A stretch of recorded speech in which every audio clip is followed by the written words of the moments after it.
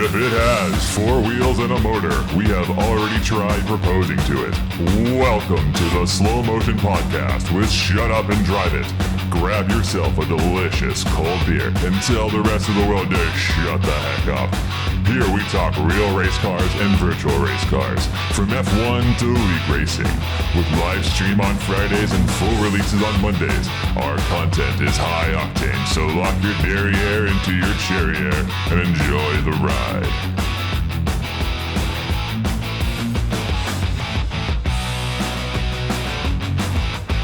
Hello guys, welcome in. It is episode 5. We have now made it a month, believe it or not, because as you guys know, we only podcast live on Friday nights. So if you guys are listening to this live, thank you so much for listening to us. This is the SUDI Slow Motion Podcast. If it looks like I just went golfing, it's because I did. I just got home about 10 minutes ago. And if it looks like Jesse Olsen went golfing, maybe he did, because he's got a polo on too. I don't know if he did or not, but he's got some type of polo on. I think that is the IMSA Turner polo. Motorsports shirt, maybe? Oh, Bimmer World. There All it right. is. Yeah. Okay. But welcome in, guys. My name is Adam Thompson, joined also, again, as always, by Eric Leitsky. Eric, how was your week? My week was pretty fantastic, man. It's pretty action-packed. I actually got to drive Daytona yesterday, and we can go into that a little bit later if you want. Yeah, we do. We need to talk about your trip down to Tennessee and then to Georgia and then to Alabama and all the things. But Jay Hall, welcome in. It's Friday night, guys. We made it. What's on your agenda, Jay Hall? How was your week? Cheers to another one, boys. Another good Friday night. It's been another good week. Great week for sim racing. Great week for real race. We'll get into that too. Some events in real racing, but yeah, lots of good racing starting up next week. If we're talking about that too, we'll get into it. Leagues kicking off. We got OMEC coming back. We got some Mad Sim to talk about. Me and Adam did some battle on the track. Oh, we got some. It's been great, man. How about you? Good. Yeah, it's been great. I got a new job this week, guys, so I am extremely happy about that. Done some golfing, and now I get to another cheers. We're going to be drunk at the... Cheers to that. Bring them in, boys. We're going to cheers to everything at this point. God bless my livers.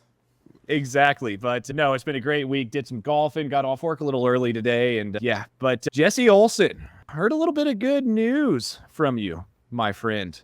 Sounds like you had a pretty good day. You've got a couple kids, I think, and it sounds like one of them did a good thing today. Just one. Just you know one. Something he doesn't? What happened, Jesse? Yeah. No, we just had a parenting win. We had a little monument. Feels good to make some progress on that front. That's good. I'll spare you the details. I'm not going to spare you the details. It sounds like one of them went potty in the toilet, or the only one went potty in the toilet for the first time. It's true. And hey, really quick. You heard here first. Hate to interrupt you guys real quick. Jesse, can you unmute yourself in Squadcast? No worries. We'll fix this. We'll fix this. But sorry, guys. It's some quick technical stuff. No worries. The live viewers see all this stuff. Never good. All this stuff that you guys are hearing on the live side, nobody hears on the actual podcast side, because the magic of editing, we can always make ourselves sound better on the back end. It's true. But to spare us the details, Jesse did tell us that he was going to spare us the details, but I just said it anyways. His little child decided to go potty in the toilet for the first time. So everybody's had a good week so far. So with that being said, we're going to get straight into bad things. We're going to start with the bad. We always go to the good later, right? Nürburgring 24 happened a couple weeks ago, guys. Le Mans happened last weekend. Sure did. I think Nürburgring had around 9 hours of cautions because of rain. Le Mans had around 7 because of rain. The race itself was okay. I will say Alpine sucked ass like they do in F1, so that's good to know. At least things don't change across different types of racing.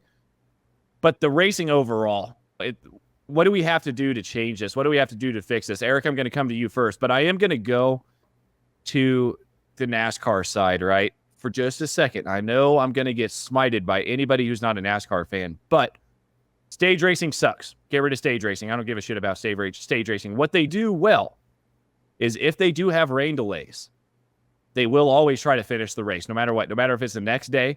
And Eric, I know you have some things to say about this, but I think it's bullshit. I think if it's a 24-hour race, it needs to be a 24-hour race.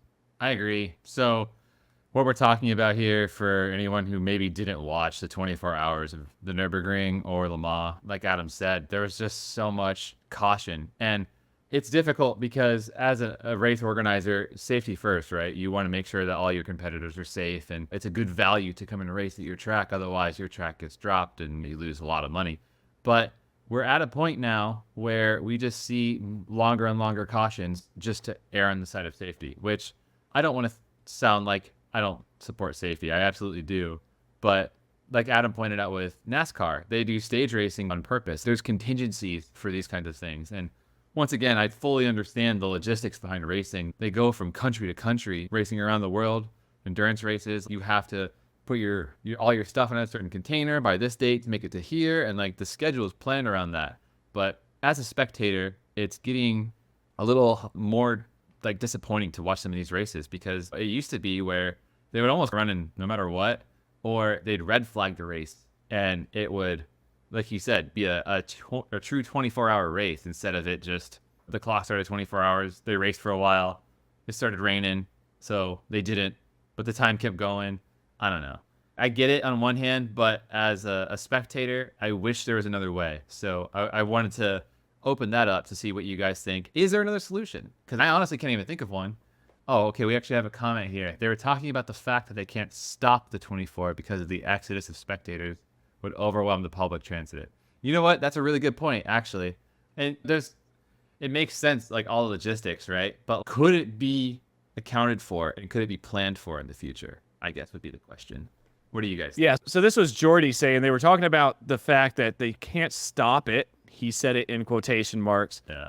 Because of the exodus of spectators. But at the same time, so if those spectators came to watch a race, right, they're going to stay to watch the race. Maybe not stop it. Like, you're not going to stop it, but postpone it. So you're saying that those spectators, Jordy, I'm talking to you, are going to come in for 24 hours and never leave. But if they postpone a race, everyone's leaving at the same time.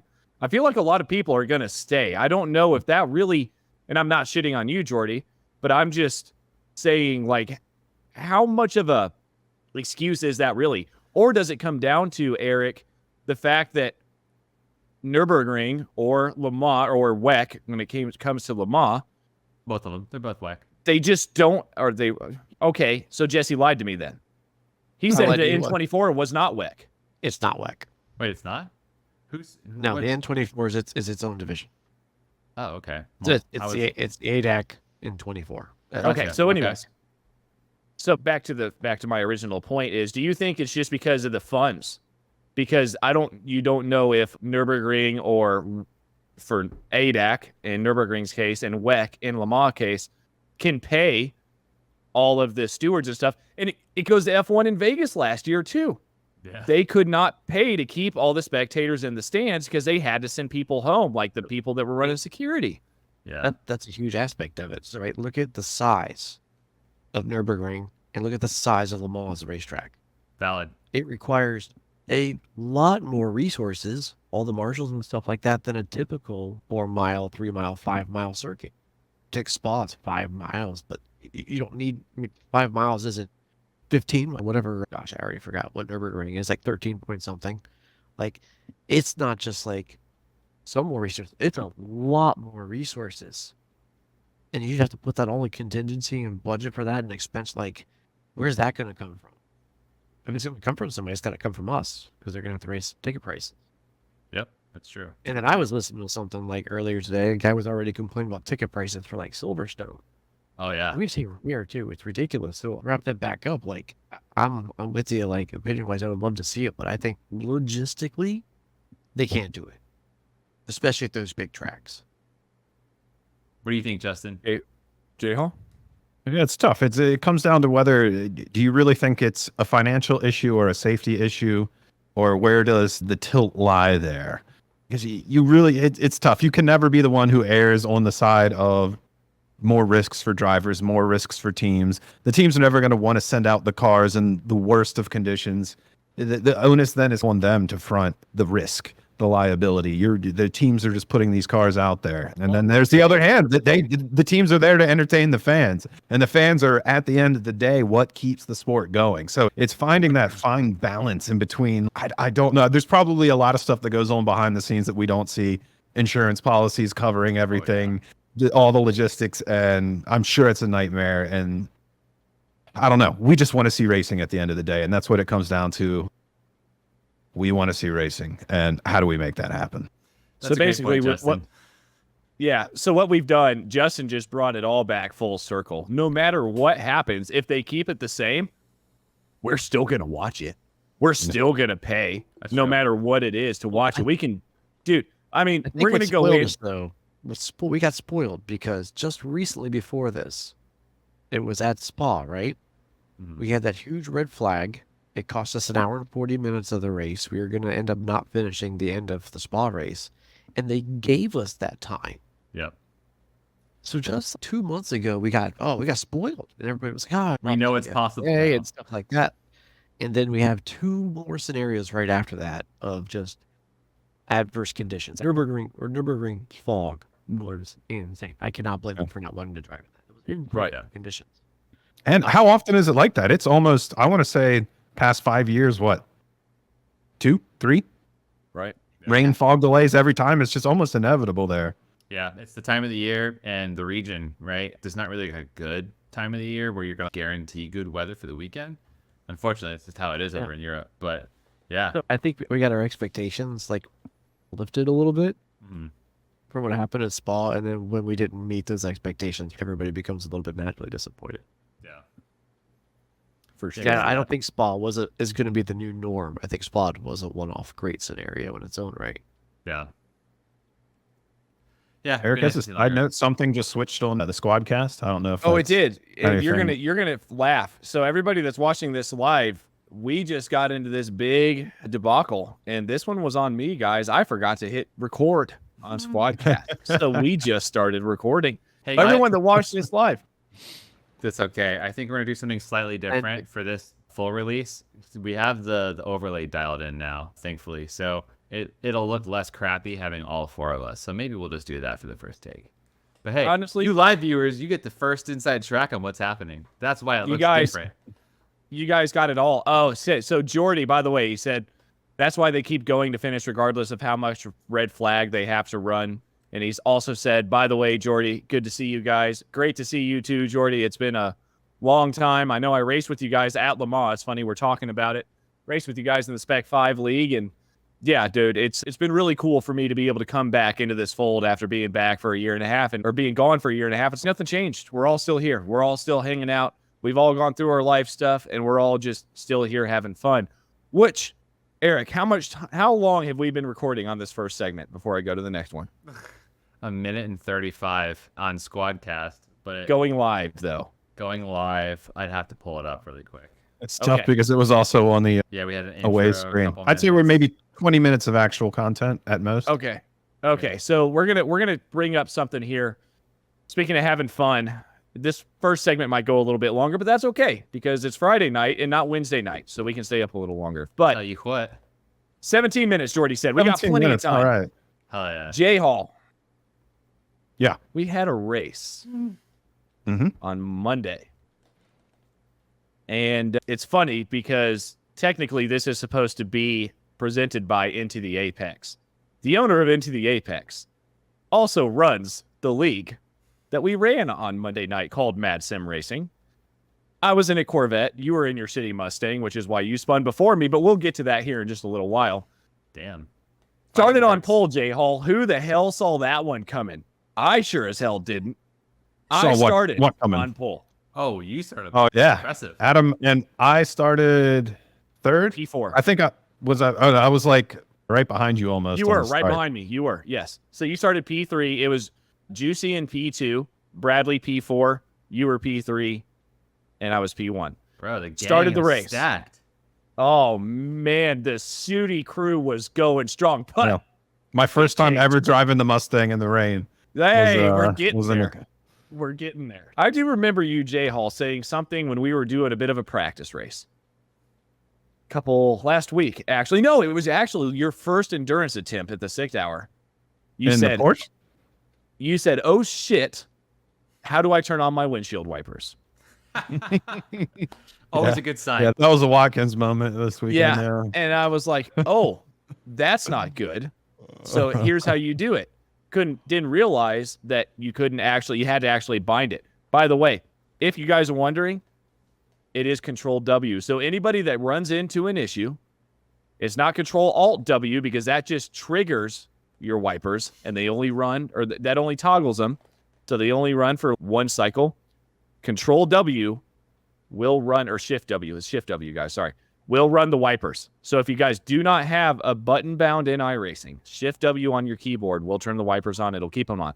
I did not know this. It starts raining on Monday night during that MSR league. I start doing okay. I'm just keeping you guys behind. You guys were racing me pretty hard, and then on the final because corner, I was Jay, tailing you. It was you out front and me right behind you. It was. So what happened on the final corner, J-Hall? You know what it was is, you see what had happened was I was trying to, when you try and find the limit of grip on a tire, what you really do is you oversend it a little bit. You give it that 115 and then dial it back. And I just gave it. You gave her like 117. Like about 225. Oh, okay. So here's what happens. I said about tree fitting. So here's what happens, long story short. I'm sweating my ass off, dude. I'm in the lead. I'm beating these guys. Yeah. I'm beating Bradley Alvis, Justin Hall, and Justin Barrera, which is, to me, if you guys haven't raced them, you will see them one day in iRacing. They're fast. There's nowhere else. You can't say anything else. They're fast. Justin Hall spins it. I'm like, oh, I have a reprieve. And then here comes Bradley fucking Alvis right down the goddamn pipe. And now he's on my ass. And I'm still fighting for my life. Now it's raining hard. I can't see because I didn't have the windshield wipers bound for my fucking Corvette. I only had them bound for the Porsche. So I have no idea where I'm going. That's not across. To be fair, a cross-car binding? It can be customized per car. It can be. It is, because if you click choose custom controls for this car, which I do for every car in iRacing, as you should. Okay. It only binds them to the car you were in. So the first car I ran in the rain was the Porsche. See, you got to uncheck. Never ran the Corvette in the rain. Set the wipers and then check it again because it'll set the wipers globally. Let me ask you this. The problem is my tear-offs is the same button. Go ahead, Jesse. I was going to ask you this. Since you both ran the Porsche first in the rain, and let's face it, the Porsche in the rain it's the machine to do it, right? Oh, yeah. How do you feel about coming out of the Porsche into the Mustang or the Vet? I enjoyed the Vet. It was a nightmare. No, it was a nightmare in the Mustang. Dude, turn one at Watkins was impossible to get that fucking turn in without the back end washing. Dude, it was the Porsche just fucking eats that shit up in the rain. Yeah. But the Mustang, it's going to take some time for me to find that. I don't know, man. The technique you need to turn in. You got to get rotation somehow, whether it's that trail braking, lift off, more throttle. I don't know. The Merc was interesting to run last year and all those wet Omex sessions. I'll say that much. Fuck, I bet it's the same feeling. Yeah. Are you seeing this, by the way? Yes, Eric, yes. You need to address this. Finny McFinger, yes. You're cracking me up. That's Randall, by the way. Randall McGrew. Randall. Everybody. Oh, my goodness. In the chat. Oh, shout out Randall. How's the Fiat running? Oh, yeah. Randall, I'm sure, can attest to his Fiat. I think he actually sold it, but he does have the pink Fiat that SMB bought him sitting in the back of his streams. That's good. That's good. But anyways, back to Randall's comments. He said, has anyone asked Adam if he's accepted our Lord and Savior Enzo Ferrari yet? Randall, you can go fuck yourself on that one. Thank you very much. Going on to the next one. There's no wiper binding in a Corvette. Can't drive one of those in the rain. It might mess up Paula's hair. I love that. I love every bit of that. So, I was going to make a comment and say the wipers probably wouldn't work anyways because it's a GM product, but I like what he said more. So back to Jesse's original question, and then we can take our first break. Jesse, that Corvette, I had absolutely no issues with it in the rain. If I could see where I was going, it would have helped quite a bit, to be honest. But I was able to keep Bradley Alvis and Justin Barrera behind me until I didn't. And that's what I want to get to next. I want to get your take on something, and then we'll go to the first break. And this might be a little bit of a sensitive subject, but we're going to go there anyways. We should pull up incidents on this podcast from the leagues we run. Yeah. We should have controversial incident section where we I had one this week. Yeah. Ooh, So yeah, I good think segment. J Hall knows where I'm going with this. Maybe.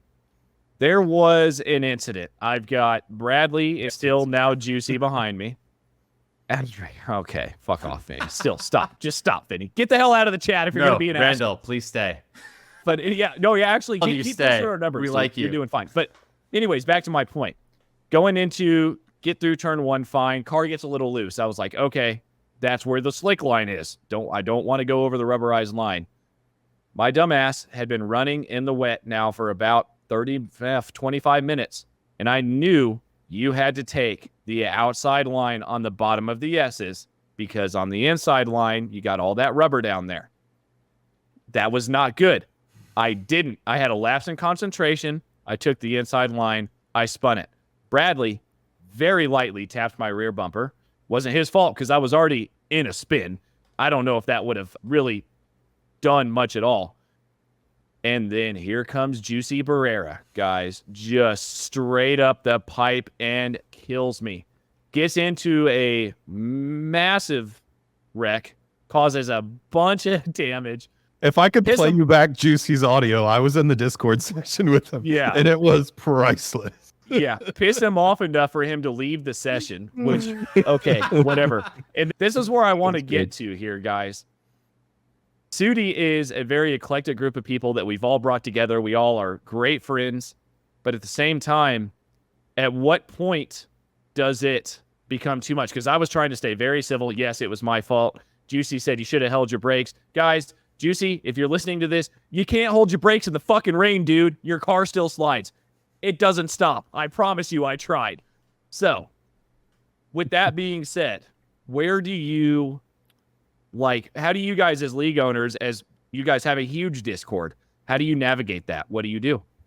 Man, you know, Navigate what? The competitiveness? competitive- Or Is that the was that interaction that competitive? results? I think I would you're- say the interaction that results from the competitiveness that we all enjoy so much is the competitiveness. I think for me personally, it comes down to communication. I know we're all really good about saying we'll get mad, right? Like in the moment, it's that guy wrecked me, what a piece of shit, whatever. But at the end of the day, all it takes is that person to own it and just say sorry. And if they say sorry, we all make a point, oh yeah, that guy said sorry, I don't even care anymore. We voice it, so we reaffirm that kind of mentality. And I feel like for the most part, we do a pretty good job. And of course, there's always moments where drama builds up. Life is tough, right? So it's really easy to get frustrated with your friends for things that you really don't need to. So at the end of the day, I think there's a level of understanding where we all know we love each other. We're great friends. And we're probably mad at each other for reasons that aren't each other's fault. It's just life. And it was a perfect moment. So in my experience with the group so far, we've been really good about coming back around at some point. Maybe it's taken a day or two, but it's just a good group of guys. And I think that's really the key. If you have a good group of people, then it's going to stay good. So It really cultivating is. the I mean, right it's- people is a big thing. Yeah, it really has been a great group of guys. The last thing I wanted to do, and I think JB finally came around to this point, is the last thing I want to do is wreck out 3 SUDI cars running 1, 2, 3. That was not my plan. Of course, I've got SUDI on the side of my car as well, as does number 2 and number 3 and number 4 and number 5. No, I don't want to wreck out the guys that are running 1 through 5. It happens. Randall, again, in the chat says, spins the car on his own, blames the bumper tap, LOL. Just as much on him to account for conditions. He knew he was following Adam, should have known he'd crash. Randall, Yeah. go away. Go away, stay. Randall. Stay. Say more. But with that being said, guys, we've gone probably at least 30 minutes. We're going to take our first break, and on the other How'd you side... finish in that race, by the way? How'd I finish, Justin? Yeah. Damn. I didn't see you You when I was I waited at the end for a while Oh, did you? for a photo, but I didn't. Oh, did you? I just didn't see you. Is that kind of like how you waited at the end for a photo last week when Daniel Quiro came out of nowhere and smoked all of us so we couldn't Zero. actually get that photo? This again? No, I have great footage of that. That was on stream, and it's like slow motion of him just clipping the entire back quarter of your car. It's But beautiful. anyways, Poetic. I did not finish that race because guess what I did? Again, going into the bottom part of the S's by myself this time. he ate shit. Spun and ate shit and ran into the wall. Damn. With that being said, One quick testament on that race. We have to give a shout out to the Banana Man. The Banana Man, of He course. took second place in that race. Are you serious? Dude. Because he was the only person That's to call sick. the correct strat on tires. He took wets early. Everyone else started on dries, and he was able to one-stop the race because he didn't have to come in for wets. And he came in second place because of it. Yeah, so we Big will brain talk about banana. that as well. We do need to talk about fuel limiting strategies and stuff like that on the other side of this break. And then we're going to get into Canada, F1. And I do think there's something else we got to Hashtag talk might about. be inaccurate. SUDI. Oh, now there's Canada. fighting words in the chat. Now there's fighting words in the chat. No. Now we're feeling spicy. Now we're feeling spicy. All right, guys, we will be right back on the other side of the break. Randall, you can fuck off, and we'll see you guys on the other side. Is your tachometer already at 9,000 RPM? Well, guess what? It's about to go to 11. Check out these videos from our sponsors.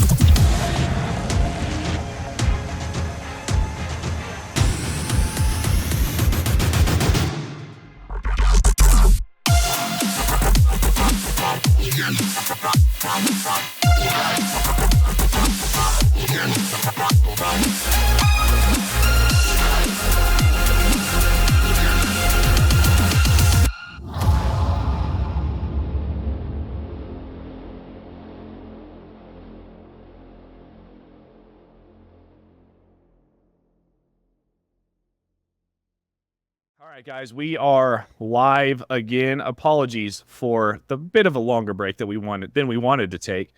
But one thing we do need to get into before we start talking about real life racing, this is going to be a very polarizing subject for a lot of us iRacers, is fuel limiting when it comes to league racing. I know I do it in XSLR because, and I apologize for the dogs being dumb in the background, but I know that I do it in XSLR. Yeah, Lewis just pulled an uppercut there on Badger. Badger didn't like it too much, but I know I do this in XSLR because just to force a pit stop, one pit stop. What happened on Monday night was a bit interesting, and you said this before the break. The Banana Man, Jay Hall, did not have to come in but one time because he started on wet tires. Everybody that started on dry tires had to come in twice when the rain started to put wet tires on, and then again because they couldn't make it to the end on the fuel limit that MSR had subscribed. What is everybody's thoughts on this? I will say that my thoughts on this are, you guys know the fuel limits before the races, and this is me maybe being a league owner, maybe not. I think I enjoy this anyways. Everybody knows the fuel limits before the races. You guys need to plan accordingly. I did not plan well. If I would have done more and looked more into it, I definitely would have just started on wet tires for sure. Or like Finney is saying in the chat, fuel saving road racing league is just as big of an aspect as everything else. And that goes for anything road racing, even in real life. Oh, yeah. But at the same time, it caused a massive stir, as did quick repairs, which MSR does not have quick repairs as well, which I also agree with, because if you wreck in road racing, you can't just magically fix your car and get back out onto the track. So those are two subjects. Jay Hall, I'm taking it to you first because you were in the race with me. What do you think? You know what? 45 minutes, half tank of fuel in a GT3 is honestly absolutely perfect. I find the fuel for that league spot on. The only thing that really causes strategy there is tire selection, and I'm all on board for that because that's something you can just send. It develops as the race is going. Nobody can have quite like a 100% grasp on it. The only thing I don't like are these leagues that force not pit strategy, but fuel saving the entirety of the race, where you're having to constantly worry about fuel saving to save a pit, and that's the entirety of the meta. Those type of fuel situations frustrate me, where you can't just full bore race. You just have to know that you have to fuel save. But these ones that are 45s with a half tank are perfect, because it gives you the option. You can early pit, you can late pit, you can get out of traffic with a pit. There's lots of things you can do with the fuel as opposed to just running a fuel saving race. So I absolutely love it. Great strategy that I like to see in league racing, to be honest. Before I come back to you about the quick repair thing, this was a 50% fuel limited race this weekend. What screwed us was the rain. The rain is what made the big difference in this race, because everybody that started on dry tires had to come in and they topped their tanks off. Still couldn't make it to the end of the race. But that happens in real life. You know what I mean? Like stuff like this I'm all for happens. Now, on to the subject of the actually, Eric, Jesse, before we go on, what do you guys think about the fuel saving, the fuel limited races?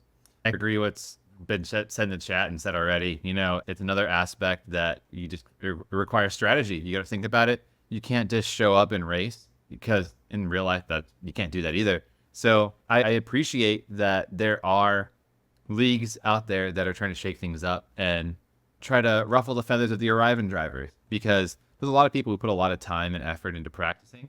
I'm not one of them. So I respect those who do, because they show up, they're ready for all the aspects of whatever's going to come at them. They typically know if it's a 50% fuel race, so they have a strategy accordingly. So I dig that, because real racing, you see a lot more strategy with that stuff than in virtual racing, because virtual racing, you can literally game it. So to see a way to add strategy back into the mix is something that I really appreciate. Jesse? Yeah, line up with what both these guys said. Like, it's a 45-minute race and you're 50% fuel. It's a guaranteed stop. Nobody's making that. So that forces that type of race to make sure that you're good at doing a pit stop, which does translate to the endurance portion and stuff like that. Like, you don't want to lose 3 seconds doing a pit stop. That sucks. So, like, I like that. Where it does get under my skin a little bit is when you're the league admin and you're playing that game every week of, listen, I'm going to leave you like 2 laps short on fuel. No, that's a different subject. It's Knowing, doing the racing. testing. Yeah, doing the testing and just leaving people short just to make sure they save is different. This was put out to an actual vote. 14 people to 2 voted for it to be a 50% fuel limited race. So he limited it to 50. Tyler Beeman did not go out. I know Tyler Beeman very well. He did not go out and test that track and run countless hours to make sure he would fuck people at the end of the race, like another league that we know of. That was not Tyler's strategy. Tyler went with the group's votes, and that's fine. Being an admin in Spec 5, Jordy says that the racing pre-pit stop can get mundane up front, but I wouldn't want to give the stop up as a trade. That is very correct. You want to stop, because there are so many mistakes that can happen in a pit stop. Oh, yeah. Always speeding into the pits, because I did it. I sped into the pits during that MSR race, and I had a 50-second stop and hold. So many things can happen for a pit stop, and that's why most league owners want to force a pit stop.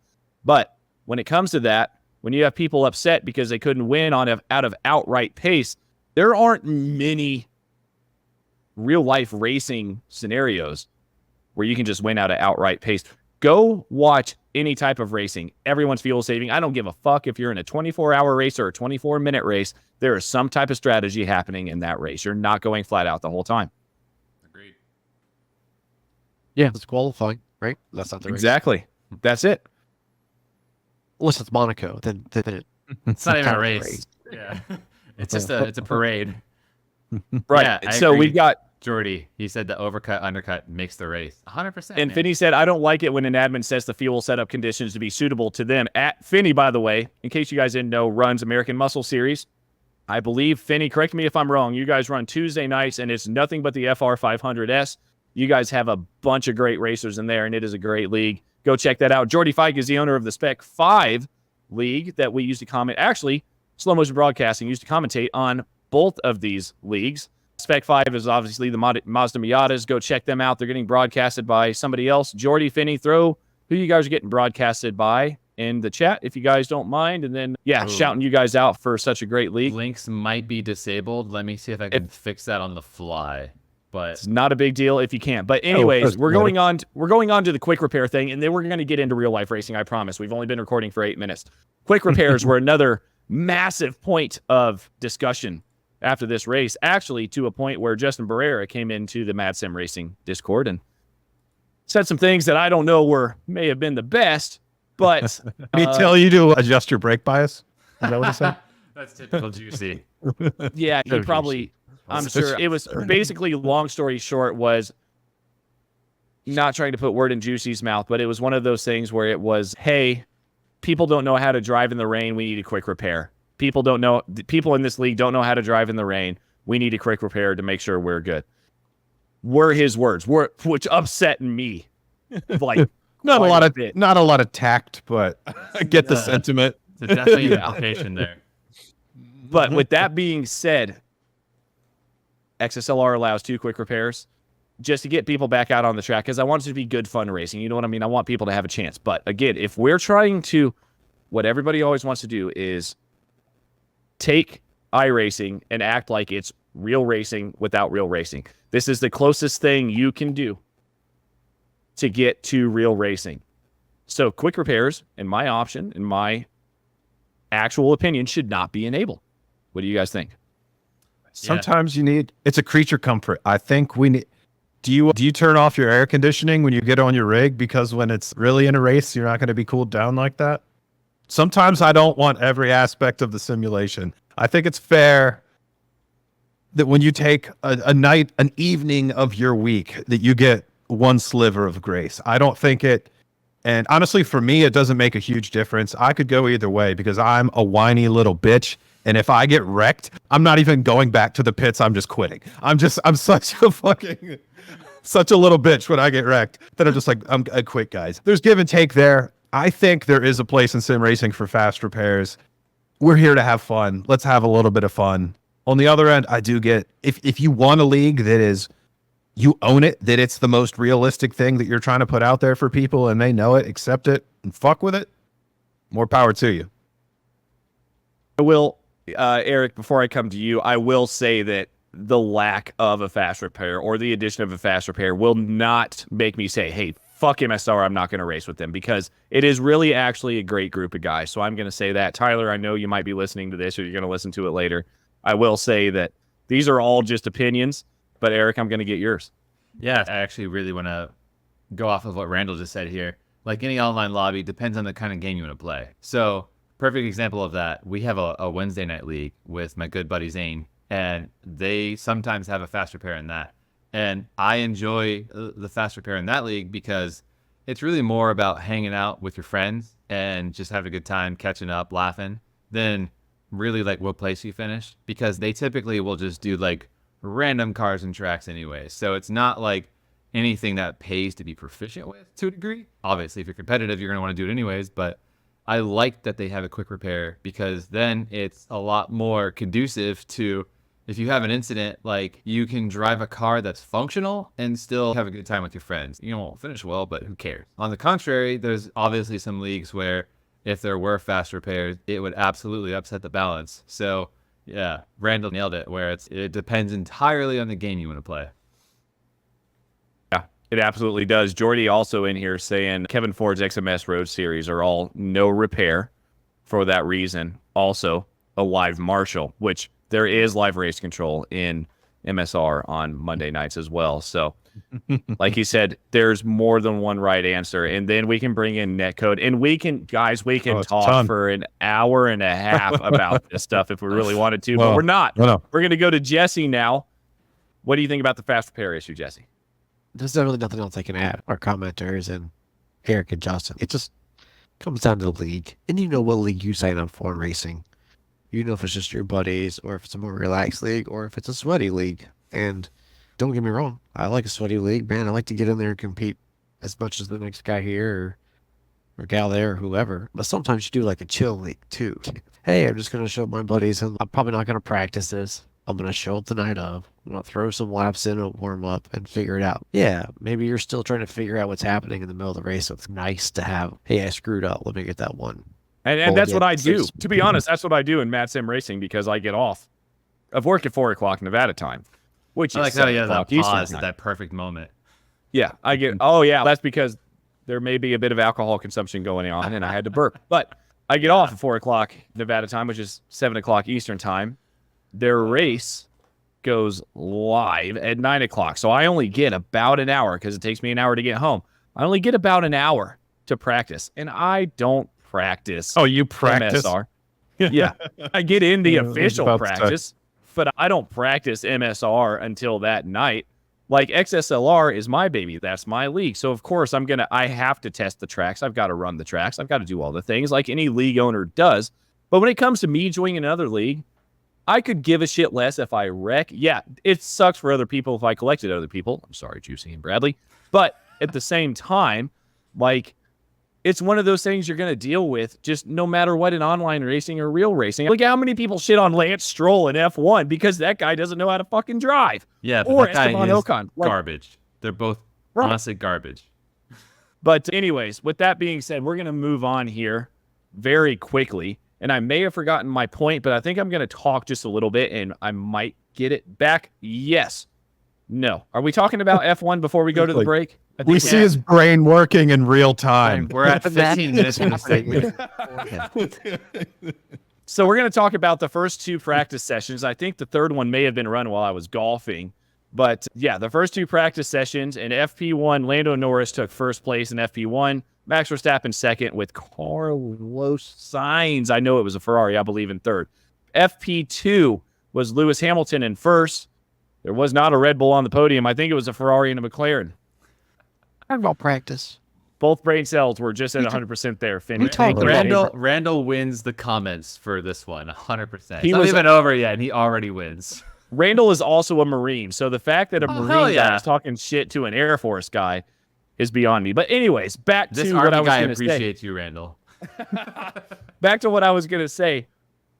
These practices are looking a little bit more spicy than they were in Canada, guys. Normally It's not the Mercedes, rate.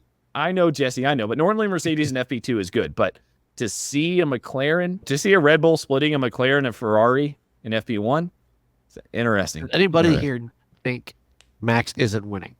Oh, I mean, I think it's getting close. I think we're going to start seeing Max not win races very, very soon Okay. and more consistently because the secret's out, clearly. McLaren, they've gotten hella fast, and I can't wait to see Lando win another race because that dude, I don't know. I've always really liked him as a The person. dam is broken.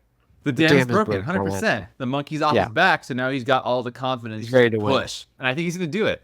I think Oscar's going to probably see a win this year too. I don't know how long it's going to be, but he's been super close. And I love you, Adam, but I think it's going to happen. That one was to Randall. I'm sorry. I'm reading the text. Continue, Eric. Continue. I'm gonna close you. I'm gonna pose a thought. I had this thought earlier. I was trying to catch up on the end of practice, Mhm. right? If let's say in a what if scenario, because this isn't happening, but chance it could be. If Alonso and Lewis both decided, you know what, I'm tired, I'm done, I'm retiring this year. The next year, Max would be the only champion on the grid. Yeah. That's a weird thought. One champion on the grid if they retired. Yeah. And that's still a possibility because he's probably going to win this year. Mhm. Let's face it. It's not guaranteed, but it's pretty low. It's looking like it's going to happen. Yep. And then maybe we don't have new race of the year. Maybe the Red Bull's that good again next year. And then maybe Lewis only spends a year at Ferrari and then Alonso bails. You would see a grid with only one champion. I That don't would know. be nuts. I don't know when that's ever happened before. Well, yeah, Except if you're probably. Red Bull. But yeah, maybe that was it. Yeah, 10 Except years for ago, five. you had maybe 5 or 6. 4? Yeah. Yeah, that's crazy. I never even thought about that. Sorry. Wow. That- No, that's an interesting fact. I'm glad you brought You that got, up. you got a thought about that, Adam? Does that blow your mind or something? You all right? Hold on, but what if, No, what if I my Your boy, brain cells are strong. what if Inspector Seb comes back? That would be cool. I want to see Sebastian Vettel come back. Everyone hated him. Fire Just like, Marshal Seb? yeah, exactly. Everyone hated him just like they hated Max in the 50%. beginning. But I've always liked Seb. Something about him, he's a cool dude. I would love to I see didn't. him in I a didn't car. always like him, but I liked him at the end. Yeah. Jay Hall, do you have any thoughts about this? Have you even been listening, or you just been drinking your drink over there, buddy? Do you know who Sebastian Vettel is? Like 80% only through Top Gear.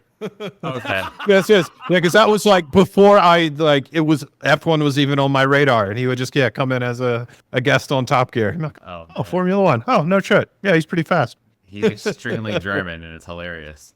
Good personality too, though. Yes. Like it's like almost like that, like dry misdirect where you like, it's the German humor. Right? Yeah, it really is. Yeah, I think Finney's laughing at you now, Jay Hall, just sitting here sipping your drink, listening to these conversations going on as we're sitting here arguing about F1. I would like to say this before we go to the break here. Jay Hall has been brought over to the dark side. Guys, he is not a DTS fan. He may have watched DTS, but he didn't actually start watching F1 until this year, which Jay Hall, I'm not going to lie, may be the most boring year in probably 5 or 6-ish to start watching until No, right it's- now. No, Until it's right not. Now. It's been It's great. starting to get very good now. Yeah. It was boring. We had plenty of boring years behind us. So Yeah, Yeah, This one's that's been fair. Good. There's been good racing like in the field, and you didn't see that too much when they first changed the regs because it was very established where each team was, and they were pretty much just paired with each other, driving with their respective performance on the grid. Now you're seeing shakeups, and you have your good drivers in the car, and then you have your secondary drivers in the car, and it's really mixing the field up quite a bit. I like to see it. I think it's a good season to start, and I'm glad that you're doing It's it, Jay good. Hall. Me too. And Jay Hall, you are now watching. You came in on, I believe this is the longest F1 season. is, And we will ever. talk about that at the beginning of the other side before we actually go into some Barcelona trivia. And I would like all of the guys watching this on either SUDI or SMB to get involved on some of the Barcelona. trivia questions. We're going to be talking about Barcelona. If you ask, who is that? Was that Mitch or Daniel? That always says Barcelona instead of They're Barcelona. supposed to say it, right? For me, Yeah. the person who's most memorable saying it like that is my friend Bjorno. And I hope you're watching Bjorno this, Bjorno. Stain. Yeah, Yep. yeah. That's the I'm guy. supposed to see Barcelona. Bjorn this weekend. I saw him Really? yesterday Yeah. at Daytona. That was awesome. I didn't expect to Oh, see that's him there. great. Oh, Yeah. we need to talk about that on the backside of the break, actually. We're going to talk about Eric at Daytona. I know he's got some things to say. Maybe a bit of what? a screen share, Eric? Oh, we Oh, should that'd be definitely nice. screen share. Absolutely. So we will screen share that on the other side of the break, guys. We will not be gone as long this time, I promise. We'll see you guys on the other side. And we're back. And we're also Eric, Adam, Justin, and Jesse. Nailed it. Oh, Let's okay. just let that sit. Yes. The marinade Anyways. with y'all for a minute. Eric, I believe you were down at Daytona this week. Yes, I was. I got to drive Daytona yesterday, in fact, in my own personal car, which was pretty crazy, pretty cool. So for the viewers, I think it's been about a year, maybe 2 years, maybe longer. I don't even, probably 2 years. I purchased a crashed 350Z. I've always wanted one. I got one for a crazy good deal. I love wrenching, and I work in computers for a living, but on the side, I have a friend who parts out cars for a living, and I go work with him part-time, and he parts out Zs. So it made sense. And after years, or however long it's been, of just acquiring parts, taking them off of cars, and instead of him selling them, they go on my car, I finally had a really cool car to take to Daytona. And with that, I've got some videos to share. So I didn't race. I did a Track Night in America event with the SCCA, which is fantastic. If you've never done one, I can't recommend it enough. It's a great value. Everyone there was so cool, so willing to talk to you about whatever. There was no dumb question. They wanted you to feel comfortable before you went on the track, and that was pretty cool to see. There wasn't like any like elitism, really. There's a couple of drivers who were driving a little too hard, but that's neither here nor there. Fantastic event. And it's a misnomer because it's called Track Nights in America, but it's become so popular and sells out so fast that they usually have morning sessions now. So if you are interested in driving a track local to you, I could not recommend it enough. But so to retell my experience, there was 3 sessions at Daytona. The first one was phenomenal in the dry. I had so much fun, and I will share a video for that here in a second. The second session was probably one of the most sketchiest drive conditions I've ever experienced, because as soon as we rolled out onto pit road, it started pouring rain, like absolutely torrential, to the point where the first time we went to the bus stop, I could see the reflection of the sky the whole way through. And like my car, like I was going slow. I was in like third gear, maybe going 40, 50 miles an hour. And it was scary. Oh, another thing to add on my car, the previous owner, since it's a 350Z, he like semi-permanently disabled the traction control. So like semi-permanently. Yeah. So like for me to re-enable it. Semi-permanent. It's either on or off. Right? Well, okay. So I say semi-permanent because to turn it back on, I would have had to take apart my center console, lift it up, and plug that thing back in instead of hitting a switch. So it wasn't something I could just like press and, okay, I'm not going to die now. I have a background in drifting and I enjoy it. So I was like, okay, I'll probably be fine. But I really underestimated it. Not for the worst. Those drift skills. Right, Saw yeah. those drift skills. No. Jordan's video. Yeah, I appreciate that. And actually, we'll just cut to the tape right now. I've got the wet video pulled up, so we'll sure. Is this going to be like, before you bring it up, is this going to be like a Top Gear deal where they show the bloopers too, where you actually did spin? I never spun. Bullshit. I swear to you, and knock on wood, I've yet to actually spin a car when I wasn't trying to. This is legitimately every moment that I had. Here we go. This was, I think, the first lap. And I'm really barely accelerating, and the car just wants to step out. And you can see the water, it just puddles up. There's no real runoff here. So you'll get somewhere, and there's just massive standing puddles. This turn here was my Achilles heel the whole time it was wet. I had to throw out 1.5 rotations. My God. Just to not lose it. And then coming out of it, it still just wants to go. So I'm just going to cut to another one here. So this, I think, is one of the bigger moments. And our friend Bjorn Stange was behind me. And there's an external view of this that looks way crazier. But as you see, it's wet. I think we're good. I go to fourth. I'm short shifting. I'm not hard on the throttle, but right here. Yeet. Oh, buddy. Yep. Double slapper. Oh, yeah. Yep. And I'm like, that's what we call a tank slapper in the business. Oh, yeah. Yeah, and here it's just wants to drift. The car did not want to go into this turn, and I was probably going a little too quick. As you see, I'm in third gear here. At one point, I figure out, okay, go way slower, put it in second, and you're probably okay. But this is a good example of where even second doesn't work. So keep an eye on this red Z4. Watch how close I am when I pass him, like where I'm at coming into the turn. So I'm here, I'm just going slow. All of a sudden, the rear of the car is like, My "Peace." Could you imagine that red Z4 driver going shit? Like I mean, he sees you 100%. And that's why I shook my head. I felt like such a dick. I beelined straight to that guy after this session, and he was cool. Yep. Leo, dude, if you ever watched, I appreciate the hell out of you. You were such a cool guy. I'm totally friends with that guy now. This one, I was like, you know what? I've got this. Screw it.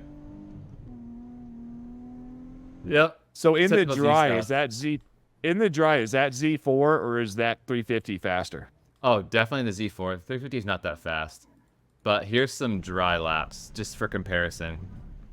So my car really only reached about 140 by the time I hit start finish line, and Bjorn's E46 M3, he was at like 155, maybe closer to 160. So the car is not that fast. It's got an intake, exhaust, and it has a tune on it, but I have no idea who tuned it. This is all stuff that was already on the car for the most part. So it's probably got a bit more in it, but I wasn't displaying all of it. But still, it did pretty great. It held its own. It was a lot of fun to drive. How do those 30-degree corners feel at 150 miles an hour? Oh my God. So the first lap on the banks, I was screaming like a child, man. I just couldn't get enough of it. It's really crazy because the way you feel when you come into it, like coming out of the infield into the bank, you feel the camber because you're not going that fast yet. And I actually had an issue with my second and third session where towards the end, I would actually fuel starve on the bank because the Z has an issue where it only has the pump on the right side. So if you're making right-hand turns, the fuel's all going to the left. And I was at That means you weren't going fast enough for the fuel to get back up. Correct. To the pickup is what it's now. Correct. To a degree, right? There wasn't enough centrifugal force to push it down, right? The angle, yeah. But once I got up to speed, it would hook up and go. But dude, incredible. So one thing that I noticed that I'd never noticed in a game or looking at it, now it makes sense. But so the banking that I'm coming up on here, very smooth, very consistent, no issue whatsoever. Excuse me. The other banking right over where the original tunnel is to enter the track, it's actually higher, and you feel the car like compress, and it almost feels like you're pushing harder to make it through. And it's like a little unnerving if you're thinking about it too much, because it almost feels like the car could lose grip, and it's not going to, because you're going way too fast. There's way too much happening, but like you feel a lot more G-force on the other banking. It was crazy. It was such an experience. The bus stop, I will say, in person, everyone was like, oh, watch out for the bus stop. Bro, it's the same as in iRacing. I was sending it through there, 4th gear, riding the rumble strips. It felt so natural, no issues. But yeah, so coming through here, it feels pretty good. But as soon as you get, I'll tell you where it's at.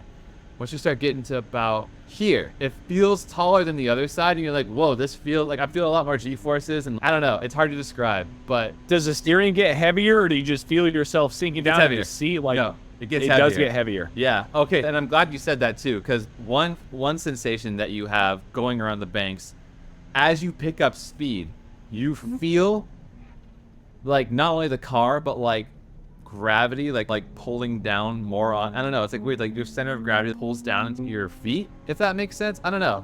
It's the coolest feeling ever, because you're on like this crazy bank turn, and you're really not turning the car that much, and you're just going faster and faster to accelerate all the way through the turn. Now I'm going 140 miles an hour by the time I come out of that thing. There's no other like driving situation where you experience something like that. It was incredible. I can't say enough good things about SCCA and their track night in America. I was so stoked to finally get to do this, because I've had this credit to do this for probably a year and a half or so, and life just kept getting in the way. And to make this finally happen was awesome. And if you're interested in doing this, I can't recommend Haggerty Insurance as well, because for $100, I could have totally smashed into a wall and made money off of my car. Granted, this is because it's a cheaper car, but still, the case remains. And I'm going to back it up. If anybody wants to do this, let me disclaimer this by saying the reason he said that is if anybody wants to track their car, your road car insurance will not cover it. Nope. So make sure you get actual track day insurance by someone like Haggerty. Is this our first PSA? Yes. Yeah. Make sure you get actual track day insurance, because if you do smash it into a wall or another car, and then you call Geico and be like, hey guys, like, you were I aware? just ran my car. Yeah, I just ran my car into somebody else on turn 3 at Daytona. You did what? Yep. And then you got to push your car all the way to the front, all the way to the parking lot, all the way out to the highway, across traffic, and then pretend like you wrecked it there. It's true. Exactly. And let me tell you, while I was there, someone completely wrote off a brand new C8 Corvette Spider, and it was tough to see. It was a blue one, and from what I hear, they went off at in the rain. Yep, and they went off at the International Horseshoe, and as soon as they went to the grass, it just picked up speed. The whole driver's side of the car was not good. There was a BMW M2 that also crashed. Not too bad. There was definitely worse wrecks that have happened there before. But what was really crazy was there was a couple of Hellcat drivers that couldn't drive worth a damn, and they said that they were in the advanced course. There was one guy who was stopping, like coming to a full stop to let drivers around. And oh my God, I can't even recap that. But how fast are you pushing it in the rain? Finney must have seen something on your video or something, said that lizard doesn't give a fuck. So you must have passed a lizard at one point that was just chilling on the track at Daytona. I believe it. But all right, guys, we are now 13 minutes into this segment. We are getting into trivia, unless, Eric, you have anything else to say other than those that can drive, those that can't drive Hellcats, and they wreck them a lot. Oh, I do have one question. Did we get a lap time at Daytona as a baseline? Oh, you know what? I actually did not get a official lap time, but I could probably go through the footage. Not Eric. And do we could probably get it off the footage. Yeah. Yeah. That'd be cool to know just as a baseline. Yeah, I was letting off pretty close to the start-finish line. However, I will say, Break for turn one. Trivia question. There's a trivia question. What was Eric's best time? Yeah. ooh, okay, that'd be spicy. We wouldn't necessarily know the right answer until perhaps Just later. round number. It doesn't have to do the 10th, just round number. Okay, all So- right, I so- dig that. Next week, that will be a trivia question, guys. What was Eric's best time at Daytona, even though he is a little bitch and he was letting off before the start-finish line? Whoa. Okay. That's what I we're was gonna gonna say before, if I didn't let off there, I was cooking the brakes because I have stock ass brakes in that thing, and You don't even have carbon brakes on that? No, it's drilled, No. slotted, nothing? Those No. are just steel Well, rotors no, running? drilled slotted up front, and I do have EBC red stuff pads up front and yellow stuffs in the rear to change the brake balance to something that's more desirable.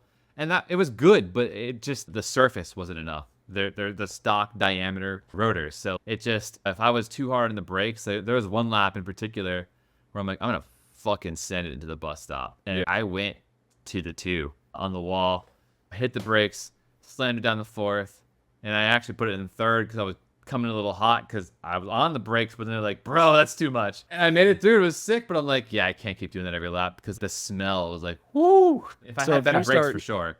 If you Brakes start are, doing this, go ahead, Brakes Jess. are- I was just gonna say we got some fast tracks here in Oh, yeah. Florida. Like Yeah. you bringing stuff on brakes too, and I've done Sebring is that, gonna man. be- I went to grab pedal in the 7 and it wasn't there one time. Mhm. Like Not a good feeling. no, it's I was probably the worst thing in the world. Yeah. That's probably kicked in the you know what, but like that's not a comfortable feeling. PSA number 2, right? Upgrade your Get brakes. brakes. Upgrade your Get brakes. brakes. And the fluid Yes. is essential. I run All of it's essential. Yeah. I run All of Motul 660, and when I came to the bus stop after that, I had brake fade. Like my brakes were squishy for a little bit, and I had to chill out for a lap and a half. And luckily at Daytona, you're on the banks, and that does a hell of a job cooling them down. So it's way more forgiving, but still, absolutely something to keep a lookout for. And Randall, I have to say, Randall in the chat said he was talking about the Geico lizard. Doesn't give a fuck because I did mention Geico. And then he also Yeah. said people underestimate how different road brakes are and tires oh yeah, than big race time. brakes and tires. big like, time. And it's so true. Even guys, I'm from the middle of nowhere, Indiana, as is Randall. And we've got 2 things down there, guys. We've 3. Drag racing, dirt oval racing, and asphalt oval racing. That is what I was born and raised on. No brakes. And most of those tracks down there, More throttle. you don't that's need it. brakes. Yeah, Just throttle. you don't need brakes. So when you go to a track like Sebring's got to be worse, I would say, than Daytona because it's all flat. There's no elevation at all. So Bjorn drove Sebring the weekend before we drove Daytona together because Bjorn was also there, and he was telling me how much sketchier Sebring was because there's so much runoff at Daytona. It's very wide, it's very flowing. And Sebring, there's so many turns where you're fully committed, and there's a wall. You're on it. right there. Yep. And if you miss a turn, you're in the wall. And it's one thing if it's a race car in iRacing, you crash it. Oh man, go back to the pits. There's $0. Fast repair, whether you got it or not. Maybe. Exactly. Who knows? Here we Which- go You win. Yeah. Can Haggerty sell me a fast track? Actually, they Wow. could, right? Because Up if my you do your business car car. claim, then That's what I yeah, really want. I don't want insurance. I want a fast repair. right? So Randall true. said drive VIR. So Eric, you're gonna have to take your trip out there to VIR and run it. All right. I was going to say, twist my Eric, arm. I did a wet session, real life wet session in Sebring, and I will tell you, was terrified when you come across the start finish line. You're between 2 walls, right? And that section of the runway, right? You've got the outside inside wall. When the water starts to stack up in there, right? Because it really doesn't drain well there, and it starts to stack up, and you go over the start finish line, which has this big painted graphic. Oh, you play hydroplanes You so just much. slide over it. Oh my God. Every time you are like, you don't know. You know if that's the end. That's incredible. Like it is literally like it's like straight ice. All right, If I guys. was to die, that'd be a good way to die. Yeah, does Haggerty sell life insurance as well? Hey, who cares? As long as they pay for the car, right? I was doing it that particular session. This was years ago. That particular session, I was in my STI, and thank God for all-wheel drive. But I could feel the diffs. You know how like the STI like kind of says Oh yeah, it's got the torque back and vectoring. forth. It goes everywhere, Mhm. and it would go over that patch, and they would freak out. Oh, I can imagine. You could feel the power just like going to different parts of the diff. I was trying to figure out what was going on because it was clearly losing traction over the paint section. I wouldn't be surprised if on Evos, for example, because their Achilles heel is the transfer case, going over something like that could really upset the car because slipping on different wheels and then gripping up, that's exactly how you break all-wheel drive cars. Yeah, all right. So we're gonna stop the real life chat here, or the real life car stuff. We're 20 minutes into here. Jordy here with some interesting information. VIR charity laps in the fall, November. Eric J Hall, November, maybe November. I'm gonna be. I got I'm gonna family be up there. I'm gonna be in my new job by then. Right. I'll have some money. J Hall's got family. We got somewhere to stay. November at VIR. The boys. Swing by Summit Point also. Holy shit! $25. Can you keep paying them $25 for 6 more laps? Yeah, Jordy, can you do 50 for 12? Is that how that works? I use my Easy Pass. Just keep driving through. I'll bring my wife's I'll bring my wife's cruise up there at this point. Let's go. Okay. I might just create a business idea for a track cruise. Just by the way, right now. Yeah. He did 4 sessions. Okay, once you're out there, you want to stay out there. Like he did 4 sessions. That's exactly what I was thinking. Like $200 or no, that'd be $100. 4 sessions. Yeah, that'd be incredible. Yeah. Holy shit, that's a lot of laps. Yeah. All right, that's as much as a car is going to take. Honestly, it sounds like the SUDI SMB boys are going to go hang out with Jordy up in Virginia in November. We're gonna have to make some plans here. We'll make it happen. But and this announcement sponsored by Haggerty. Yeah, sponsored by Haggerty, of course. But with that being said, he goes loop my Miata through. My God, let me try this again. Looped my NA Miata through Hogpen. Somehow didn't get yelled at. That is not a good spot to loop a car through Hogpen, Jordy. That's a rad section though. Yeah. So definitely appreciate you sending that link, Jordy. That'll be sick. Yeah, so send the link, Jordy. You got me in Discord. So go ahead and send it. Now we are going to get on to some trivia. Jordy, we will talk later about coming to see you in November. So here's what we're going to do. Because I didn't have time because I was golfing today, I couldn't make actual answers and stuff. So we're going to do higher and lower again this week. I promise you guys I will come up with different types of trivia. But this week it's going to be higher or lower. Because who won last week? I think Jesse won last week. So Jesse's going to go first against, we're going to say... Jesse wasn't here last week. Oh, no, he didn't. Who did win? Who won last week? I thought Eric won. I think Eric won last week. Yeah. So, Eric, do you want to take on Jesse or Justin for the first round? Oh, man. I can't get double teamed. You were in the army. You know what? Let's take Jesse because us bald guys are going to stick together.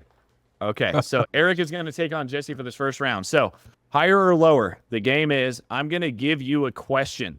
You, Eric, or whoever has the question has to pick the number. If they get it right on the head, they get 2 points. If they get it wrong, the other person has a chance to steal.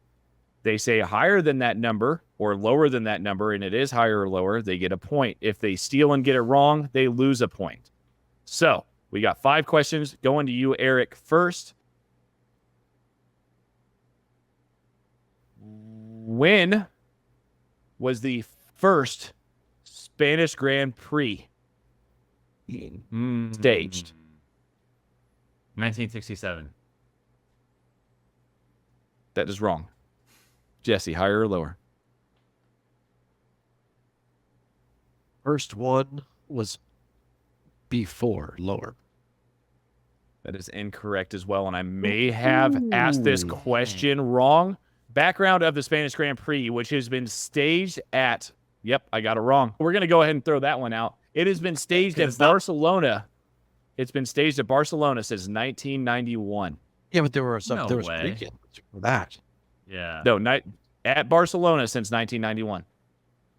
They've run in Valencia, though. They have run. They've run Valencia, and that's where I got it wrong. Yeah. Okay. That's been the Spanish Grand Prix. It can change venues. You're talking exactly. You said I know. That's where I mess it up. That's where I mess it up. All right. So we're going to throw that one out. We're going to go for the next one. All right, guys. So in what year will the Spanish Grand Prix move from Barcelona? Wait, who's got the Eric? question? Me. Okay. Eric, you. What year will it move? Will it move from Barcelona?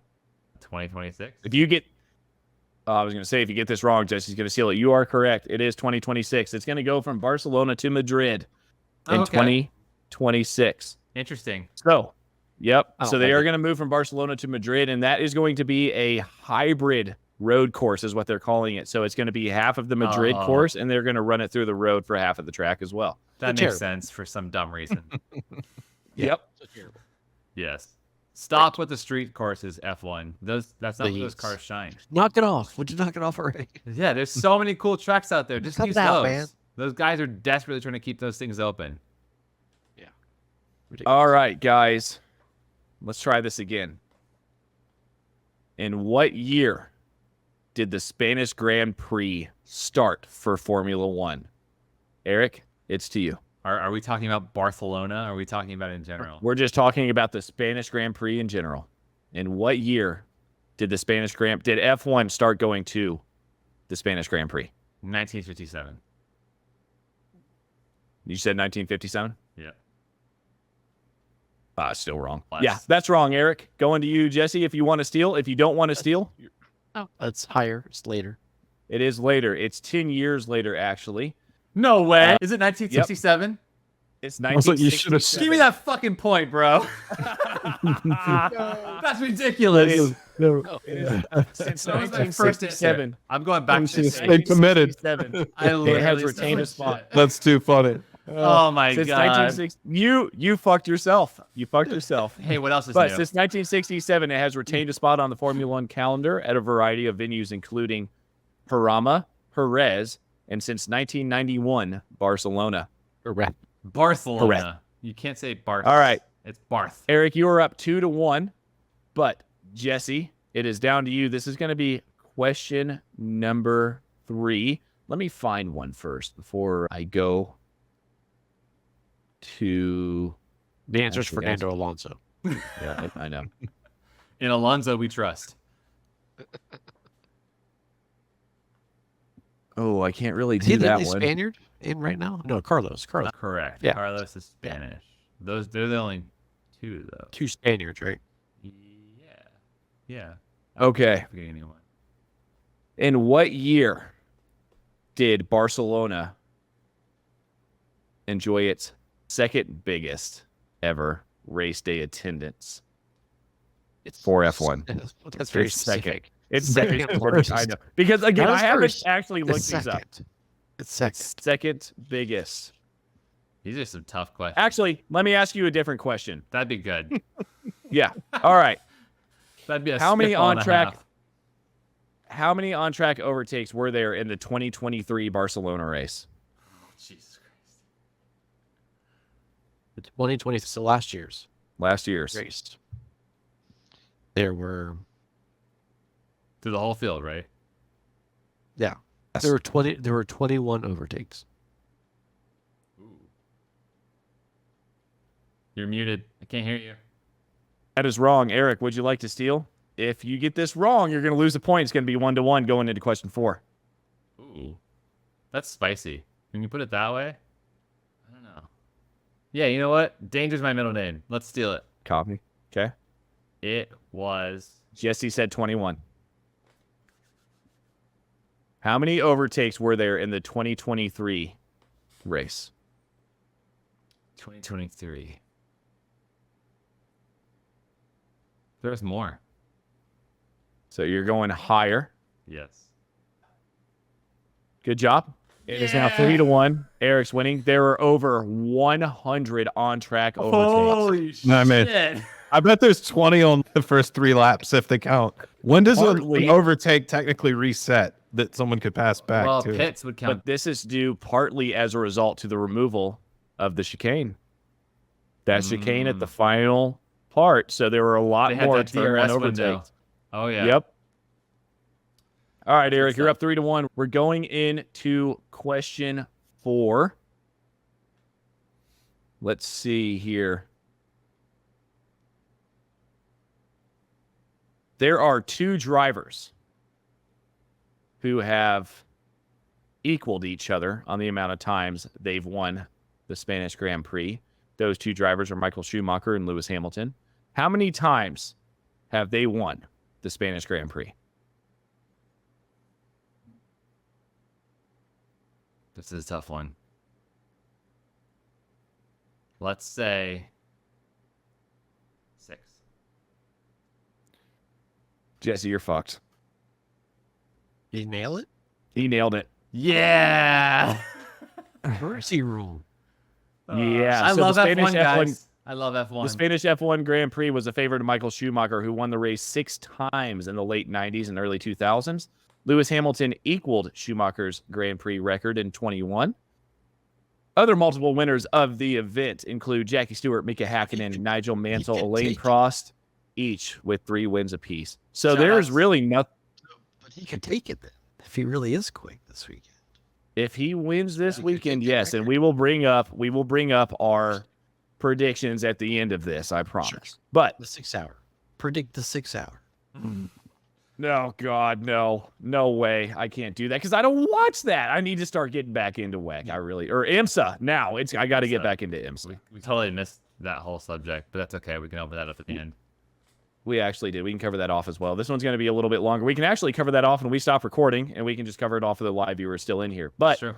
All right, this is question number 5, Jesse. You're screwed. Freebie. Is it a 10-point question? It's my buy run. Let's see. Let me. Okay. We got to ask an Alonso question, right? Yes. Yeah. Okay. How many times has Fernando Alonso won at the Spanish Grand Prix? Eric? It's T. Whoa. Oh, I thought it was 3. Yeah, you gave it to Jesse. You said Jesse. I did give it to Jesse. Jesse got 3. Eric, you won 5, 2, 3, but you are correct. Yep. He has won on home soil 3 times, twice at the Spanish Grand Prix, and then once at the Valencia Street Circuit. Yeah. And those are probably all in the Renault days, were they? 2006 and 2013 for Barcelona, and then at Valencia in 2012. One Renault, then Ferrari. Yep. Interesting. I often forget that Alonso was at Ferrari for a little bit. It wasn't in his best years. The dark days. All right, Eric, you're going up against Justin. You won that round. We're going to take you into this round. How many times has Carlos Sainz podiumed at his home race? At his home race? Which is Spain. That would be 0. Okay. Jesus Christ, Justin. You might be screwed here. We lost Jesse. Here he says. Yeah, that is. Uh-oh. We lost Jesse. We may have actually just lost Jesse. Can you say something, Jesse? No, we lost him. He'll be back. All right. He's out of this round. I'm here. Okay, cool. No worries. All right.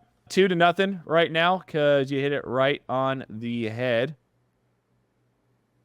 How many times should he win it? A lot more. Because as I said in the last podcast, I'm a fan of Mr. Sainz. Okay. Eric, the Circuit de Barcelona. Circuit de Catalunya, Barcelona. Catalunya, yes. Also hosts a round of the MotoGP championship known as the Catalan Grand Prix. This race has been won how many times by Jorge Lorenzo? Brother, listen. You're putting me in hot water with a good friend because Zane is going to be upset. Matt might even be upset that I don't know this either because they're both big motorcycle guys. Another friend, Jillian, if you're out there, you're probably going to be upset too because you're also a big motorcycle fan. I have no idea. Let's say 5. Eric, you're up 4-0. Are you serious? Yes. I tell you what. Oh my God. Jorge Lorenzo has won the Catalan Grand Prix 5 times. Oh my God. Hey, listen, that was all just for dramatic effect. I knew the answer the whole time. All right, so we're going to question number 3. Justin, you still have a chance, but you really need something here. Do I? Yeah. We're hoping Eric doesn't get this right. Let's see here. We can let Justin go first. Yeah, let him take it. Fuck that. I probably have I have less of a chance starting the question. That's true. If it's higher or lower. So far off base, yeah. All right, yeah, I'll do it then. Okay. Leila Lombardi is the only woman to have scored a top 6 finish in an F1 World Championship race. She recorded half a point for 6th place in what year of the Spanish Grand Prix at the Montjuic circuit in Barcelona? That is so specific. Jesus. like 2003. If I get that right, I quit. You are wrong, Justin. Higher or Good. lower? If you want to steal. Lower. Lower. 1975, she is the only woman to have scored a top 6 finish in an F1 World Championship race. She recorded half a point for 6th place in the shortened 1975 Spanish Grand Prix on the treacherous Montjuic circuit in Barcelona. Listen, That's right. props for her racing back then, because for her Yeah. to get into F1 in the 70s, dude, you had to be hella good or you had hella money. Massive props to her. Absolutely. All right, Justin. You got a chance here. You stole, so you got a point. So it's 1-4 now. Fuck. We're going into question 4. You've got to hit this on the head. Okay. Yeah, you do. Pastor Maldonado only won 1 time in Formula 1. He doesn't even know who that is. No, he doesn't. Who It they got also TV marks- for? It also marks the only time a driver has started on the front of the grid, finished on the podium, or won a race. What year did Pastor Maldonado win the Spanish Grand Prix? Or 1988. Pastor, I'm sorry. That's incorrect. Eric, would you like that to be higher or lower? Yeah, Sorry, Eric I'm stole. sorry. You got a point. Pastor Is, was not racing at that time, my friend. He was a little young. Yeah. I don't know if he was So born Justin- yet. No, he was born. But Justin, that was question number 4. You you got that real wrong, bro. It was in 2012, my friend. Pastor Maldonado won his first and only race. No, Pastor Yeah. Maldonado's for the usually race was set off. that was not fair to Um, Justin. It wasn't. It was not fair. Okay, here we go. Eric, we're going to take it to you for the final question. Congratulations on the win. While Michael Schumacher and Lewis Hamilton share the record of most wins for a driver at Catalunya, Ferrari are the team with the most wins. At how many? Ooh, that's going to be a tough one because I really don't have a solid number. But let's go at 27. Oh my god. That's incorrect. Justin, would you like to steal? I'll say lower. Yeah, you got it right. You won 2-5, Eric. 8 wins, Eric. Perfect. Yeah. 8 wins.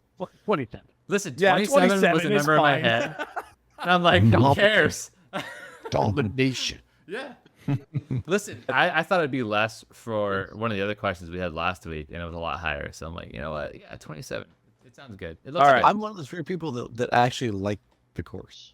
Oh, no, it's a great course. I like it too. It is. No, I can't believe they're getting rid of it in 26 and they're turning it into a fucking hybrid street circuit. Like, I I'll don't never get it. understand that. The chicane at the end was abysmal, but It was. We moved away from that. We took Yeah. and they finished that other hairpin.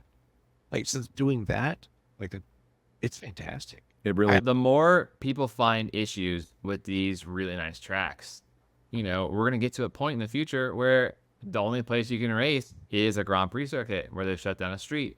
And that would be a huge shame if that was the case, because it wouldn't take much for a series to just get totally screwed. If they have one or like a series of bad incidents, all these street courses would be like, yeah, we don't want people dying on our road, shutting down the whole city just so we can watch people die on TV. Like, it's not going to work. So I think they need to get back to the tracks that people have spent a lot of time, money, and resources making what they are. But Yeah, that's absolutely. my soapbox. I'm off of it. And on that bombshell, guys, we are on episode number 5, which means week number 5. We're going to get it right this time. For the live viewers, we're going to hang out in the chat with you guys after we stop recording. For the podcast listeners, but for the podcast listeners, this is where we say goodbye until next Sunday or Friday if you want to watch live. But guys, we've had a great week. Eric, Justin, Jesse, what do you guys do? I want to hear Justin say it this time. I don't know why I hate it so much that you lead us into it, that it makes me not want to say it. That it's just so inorganic that I'm like, nah, fuck it. No, I'm not going to shut up. I'm not going to shut up and drive it. I'm going to talk a lot and hard park it. Like, With that being said, we will talk to you guys next Friday. All right, guys, for all the live playing viewers, hard we are partners. still back. Jay Hall going on his soapbox, getting all pissed off that I let him man. into it. So this is when we open it up to the floor. I've got the SMB chat pulled up. I know, Eric, you can see everything. Oh, yeah. So, guys, this is when we open it up to you all. Questions for us. We've got 6 viewers right now. I don't give a shit what platform you're on. Anything you want to say, any questions you got, send it. Let's go. Yeah, questions Comments, about racing. Make fun of me, make fun of Adam, make fun of Justin. Right. Don't make fun of Jesse. He's too cool. Jesse's a cool guy. But yeah. I'm fragile. Justin, I fuck Finny bitches. said- That's what I do. Randall just comes into the chat saying, Justin, What? I fuck bitches. That's what I do. Randall. I Please kind come of back fuck every with week. the comment. But no, seriously, any questions about any of us? You can ask us anything about racing, anything about life. Just, yeah, this is when we open it up to the I YouTube pop viewers. clutches. Eric pops clutches. And with that being said, I am going to go make another drink because this is when it got a little bit wild last time. Yeah. So, yeah, I will be right back. Wow. I'll be Eric. And yeah, man, is there anything? Okay, you know what? Actually, while we're waiting for some more questions to come in, I need to get the chat up. I want to talk Walk me- about the teams, man. I am so proud of my dudes. We were running 1-2 in the fucking Glen, and we would have finished that way if not for the last, 6 minutes of it? Which, listen, a 6-hour race, for it to come down to the last 6 minutes, that's insanity. And it's so cool to watch a broadcast and see one SUDI car and then like another SUDI car, 1-2, just teamworking the shit out of it. Man, like, it just doesn't get cooler than that. Like, even if you're not a fan of us as a team or a brand or whatever you want to consider us, like, it's cool to see anyone pulling that off because the odds are so slim. Sorry, I saw the fuck bitches comment again. It made me laugh. You guys got cracked right at the end. Like, you guys Yeah. are rolling, what was last 6 minutes you said? We got cracked in the first 30 seconds. See, honestly, brutal. I'll take that any day of the week. Spare yeah, me just my restart. 6 hours of false promises. Poor Kevin. You got, I don't even know if he got 30 seconds into the first lap. Oh, that's just so go, "Oh." brutal.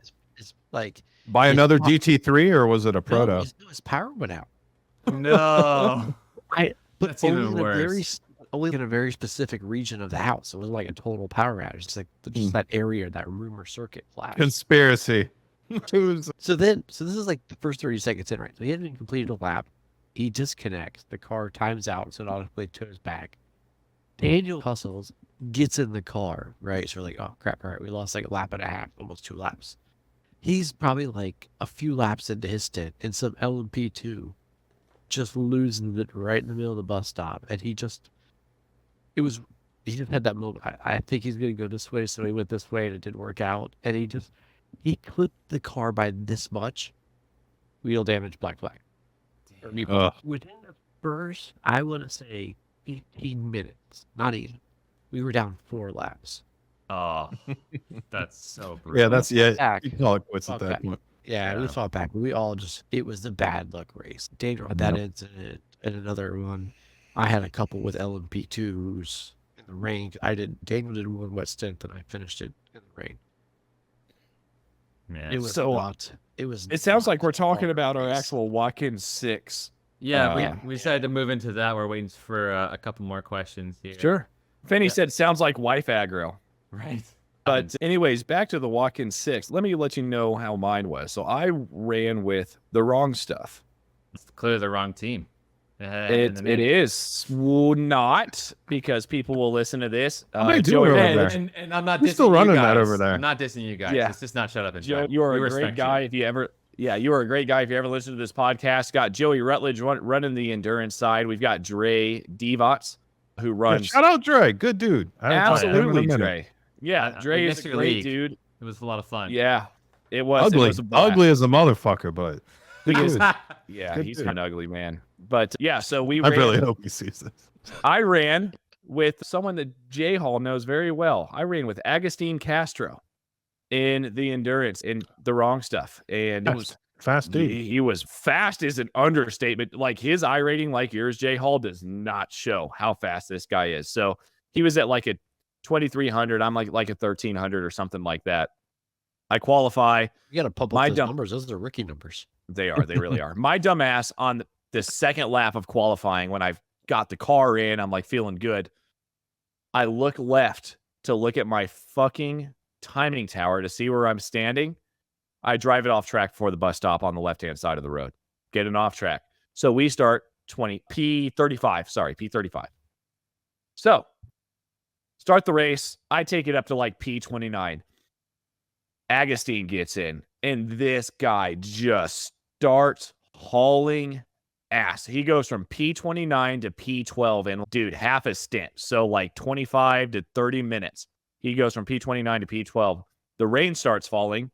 I was like, Agustin, wait for it to be declared a wet track and then keep going. Agustin comes in when it gets declared a wet track, still sitting in P12. Puts wet tires on, takes another stint, goes from P12 to P3 in the wet. This guy is flying, right? Agustin's coming up on P2. P2's battling with a back marker through the S's. Through the S's, guys. Guess what happens? Back marker spins, collects P2, collects Agustin, just destroys our race, basically. We have a 15-minute tow. I was like, all right, whatever, I'll take it. So I get back into the car. I run the rest of that stint, get back out. Agustin gets in.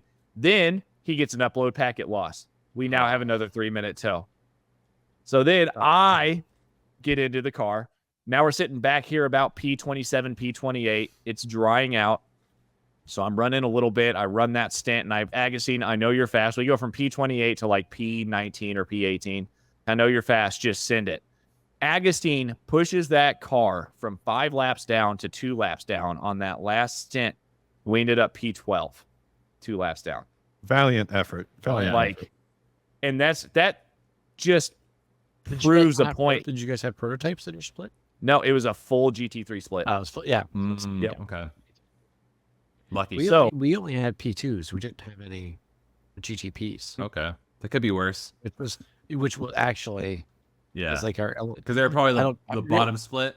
Yeah. Yeah, we got the bottom of the LMP2s. Oh man, that's brutal. Yeah. This was like when I talked like before, like Sebring was like that perfect scenario for us where we won, and I was like, oh, this is how the weather helped us. Like, what happened to us at Watkins, besides like the couple like freak of nature like power hours, was like we got exactly what I thought would happen in this race with rain. I was going into the last turn one time and an LMP2 sent it in the rain. It was drying. This was all during drying. Sent it because he thought it was going to make it. Cops in front of us spin speed. It's only like a half spin, no big deal. And then I had another issue with an LMP2, the same thing, but in the tow.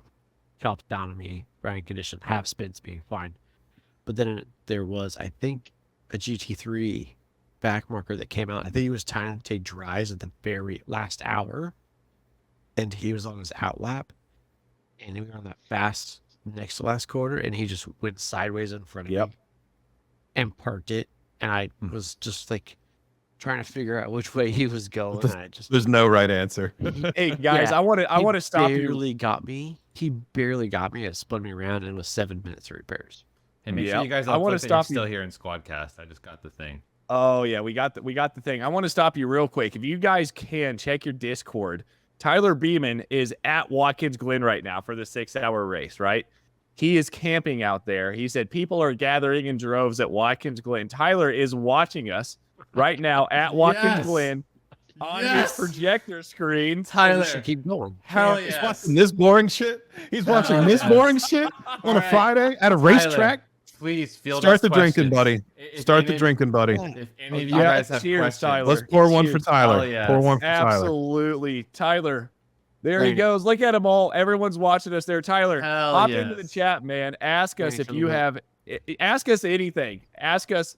Hey, actually, Gabe, we already know that. We already know the answer to that. But Tyler, if you have the capability, we can send you a link where you just join this lobby and you're part of it. If you're down for that, let us know and we'll make it happen. Especially with the condition of that bottle, you should be on this. You let us know. Tyler, if you want to hop in, man, we can get you in here in any capability. But looks like you're having a good time. How are the conditions down there, Tyler? I know you're probably not. You're talking to us in Discord, not in the YouTube chat. Is it rainy? Is it hot? drop Because the I heard link. it was supposed to be pretty hot down there. The link's just in there. If you join it, cool. If not, cool. That's fun. But anyways, back to our original 6 hour. Jay Hall, did you already talk about your 2 races that you ran? Yeah, I don't think so. It was, man, we almost had it and then we didn't. Race number 1, I fucked it. I fucked us hard on we did 3, Jake, Simon with over at S1 Racing and I got the car handed off in P2, P3 going into the last set when the rain was first coming in, and we just chucked on the dries too early. Yeah. And as soon as I got out of the pits, like just hydroplaned across all the lanes, got collected, just that was it. But dude, and then it was like I went into like absolute monster mode after that, and was like the car was wrecked, everybody quit, and I was like, you know what? I'm gonna get back in the car and just see what happens. Ended up P4, just getting back in and just trucking through, and tons of other carnage. And We've got Tech Salvager, by the way, in here in the chat saying you never had it, you never had your car. That is juicy, juicy. Tech Salvager Juicy. is Yeah, right juicy. now. Juicy B. dude. I I love feel that like he a just said that proud to you, father Adam. right now. I feel Hell like yeah. a proud father that Juicy is in here making Fast and Furious quotes. 100%. Oh That is, God. there's no way Real that we didn't have Pierce some kind of Jesus. effect on that. Oh, absolutely. So Yes. Tyler's been in our Discord as well. Speaking of Watkins Glen, he said it's hot, but you simply drink, friends. That's true. Cheers. Cheers. Cheers So, to you, Tyler. Appreciate you. Cheers, Tyler. You showing off the podcast and everything, being part of your network. That's gonna be sick. That's the one endurance race I haven't done. Which one? Him. And there was we were not like near there, but we were up in the Northeast for a little while, and we were gonna go one year. I think it was like 2015, 2016, and it poured. It poured. It was like a 6-hour drive for us, and I'm just like, looking at the weather, I'm like, this does not look like a good experience. And that was the year we were gonna go, and it poured. I think that rained out like half the race or something that year. Dang. It was bonkers, but it's one of those. It's still on the like list I want to do because naturally I've done D24, Sebring 12, Petit Le Mans. I guess there's a new endurance race at Indy. Technically, I'll have to do. Right. But yeah, I never got a chance to get to Watkins. So let's take a moment here to talk about Tyler Beeman. I was on his podcast last week, and he was gearing up. Him and his brother. His brother actually has. I know, Bradley, you're gonna freaking kill me. You've got some type of fast Hyundai. He's got the track version of some type of Hyundai, and he actually took it up there. And he's There's 2 of them, so the Elantra N, I think, is what it is. Yes, and he's driving that thing, or did drive it at this point Those are cool around cars. Watkins. Hyundai's come a long The Hyundai way. Elantra N, Tyler said. So yeah, Bradley's got the Broke one of Hyundai those. Those are Elantra rad. N. Yeah, so he took it up there. He tracked it. If he hasn't yet, on track tomorrow, Tyler says. With that Good luck being with that. said, Be safe. Tyler, it was nice knowing you. And if Oh you my listen to God. any of this, if you Track listen to Day any of this- Insurance. Track Day Yeah. Insurance. Yeah. Haggerty Insurance. Sponsored by Haggerty. Bradley has not. If Bradley has not gotten track day insurance yet, please make sure to do that. But with that being said, he said, "How does everyone like it on iRacing?" That is a great question. That was my go-to TCR, actually. I love the Elan. Yeah, a great car for sure. Make cool noises. Tyler in the chat just absolutely blowing up. He said, "No track insurance. We're fucked. We're gonna need a ride home." YOLO.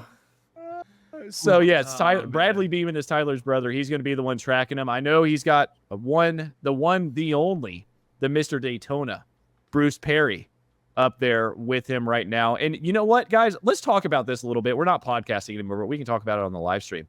Bruce said that Watkins actually was more wild than Sebring. Apparently, there was a bus burned there one year or something. Wow. Like We Bruce burned was couches just last year. It was New Oh, yeah. York. Like New York's a different state of mind. There's a song. I have not been to Watkins. I will say Sebring is definitely the rowdiest of the 3 that I've been to because it's spring break in Florida. Yeah. Sure. See, so Sebring is different because the infield is absolutely slam packed with these crazy like contraptions, like with tarps everywhere and like tent They're cities and stuff. fantastic. There are They built so cities. They do, and there's so many people at that race that I guarantee you have no fucking idea a race is even happening. It's insane. I've never seen anything like it. It used to be that way, but let me tell you, we went down for. I was still in Atlanta at the time. We went down for 2019. We went down for the first Super One, where they had Dude. WEC going Yes. and IMSA after that. Bro, I bet that was an it was insane. Insane. You have the regulars, and then you have a lot of people from overseas following. Oh, we had it. all. It was it was all. It used to be just rednecks in Florida. Yeah. But then all of a sudden, when they all came for that first year, and we got all like the international people, and they were a riot, man. They were into it. I got pictures of heroes and costumes and shit. It was absolutely out of control, but it was absolutely one of the most fun experiences I've had. Oh yeah. Hell yeah, that's what's up, dude. It sounds like we might get one Tyler Beeman and a bunch of his friends up there at Watkins Glen. Again, guys, we're just doing this live now. This is not going to get recorded. Now we're just hanging out. If it's good enough, it might make the cut. We can Make the cut on the record. We can, if it's good, we might start recording again, Tyler, but we'll see. But yeah, this is just us hanging out. That is Bruce Perry, by the way, leaning in because he heard his name, I think, when I mentioned his name. Yeah, were you talking about me? But yeah, Bruce is Mr. Daytona. He drives his RV everywhere. This guy goes everywhere in his RV, just to all his endurance races. Oh man, Bruce, I'm so happy that you have an RV and you go to the races. I appreciate you not letting me down, Bruce. Look at this setup they have though in Discord. Is there any way that we can share this? We're gonna show Bruce's beautiful face here, but look at this setup they have. They've got this massive tent back here. I will say the ingenuity is pretty strong over there. I appreciate the hell out of this. That's so cool. Oh yes. Yes, 100%. I have to click out and click back in. We're giving these guys the airtime. For giving us the airtime. There's Bradley. Oh, shit. Hold on. We'll show this in a minute. What's good, guys? From the main studio.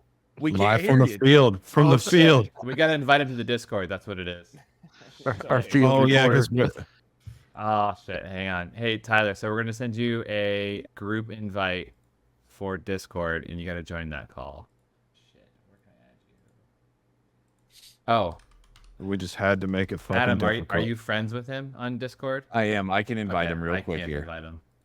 We will do this as quick as possible for any live viewers. We still have 3 people watching. I know one of those are Tyler Beeman, and I know we can't hear you, Tyler. And I know you're trying to talk. Across platforms, we have 5 total. That's great. That's all great. 5 of you. You're fantastic. All 5 plus whoever's additionally around. I say, damn, and I've got 6 tabs open, so that's bad. Damn. All right, Tyler, cool. hop on Tyler in into that Discord and then just join this group call, my friend. All right, Tyler, can you hear us? We do hear you. Yeah. Oh, sure. Hell yeah. How are conditions down in Watkins Glen right now, my friend? Now we have an echo. Stand by. Stand by. Oh, Can you hear me? Yes. Yeah. we can hear you. Perfect. And you can see me. Yep. Yes. Oh, turn off the YouTube stream, they say. Also, you might need to go in your volume mixer and mute your browser if you can still hear that. I can. I'm just incompetent and I've consumed a bottle of Canadian maple whiskey. Not. I saw Bruce over there as well. Oh, he's here. What's up, Bruce? Here's Brucey. Hell yeah. So what do you got? We just finished the Friday night into the Apex recording here in There's the, Bradley. outdoor studio. Oh, everybody's here. Cheers, guys. Hell yeah. Cheers. We're sitting outside behind the Sir Jackie Stewart grandstand. We just finished up wrapping our into the Apex, and we have an outdoor projector that I brought down. That's And sick. there we go. So we said, let's find something to watch as we sip the rest of our drinks and just hang out. And I pull up YouTube and I see this show and you guys live streaming, Hell yeah. and that's what we go to. And Yeah. So cool, man. So there- Bradley, I got a question for you, my friend. Yeah. Are you going to drive it hard tomorrow? Do you have brakes on it? I don't know how much of this show you've been watching. I have brand new brakes on. he has new brakes, he says. Okay. That's good. At Watkins Glen. But there is a bit of elevation. Oh yeah, yeah. Yeah. I've got it. So I tested out today. I have when they launch her in, tracks are pre-programmed in the car. And Oh, so that's pretty cool. Yeah, yeah. The GPS knows when I activated that mode, it pinpointed exactly where in the infield I was. So tomorrow when I get on track, it'll track me around it and give me my lap times. That's Oh, crazy, my dude. goodness. It tells him when he fucks up. We're gonna have 4X tomorrow. 4X. Bradley and I, being twins, decided to do something tonight. Oh boy. Nice. Yeah, I see it. noticed I this. see it. Oh man, and I've been talking shit about GM this whole time. He's probably hate me. All I want to know is, does the car come with crew chief? There you go. I am the crew chief, so I'm the passenger. So we took this car at BIR with Operation Motorsport and did some pace laps. So you can give it a little bit of power on the long back stretch at BIR. And Bradley took it up to about 100, which is all right, but not great.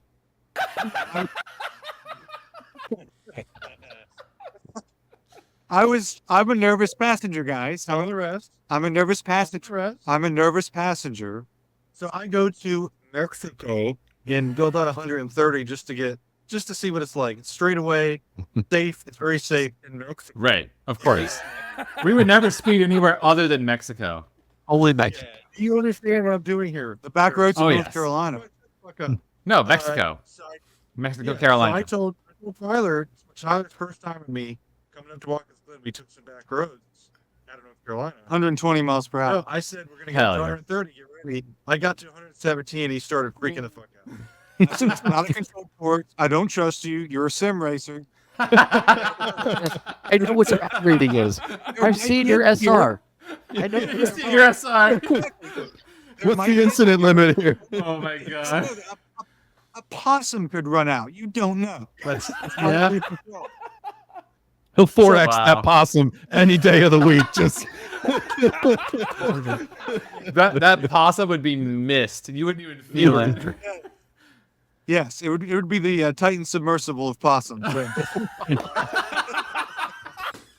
Oh my god.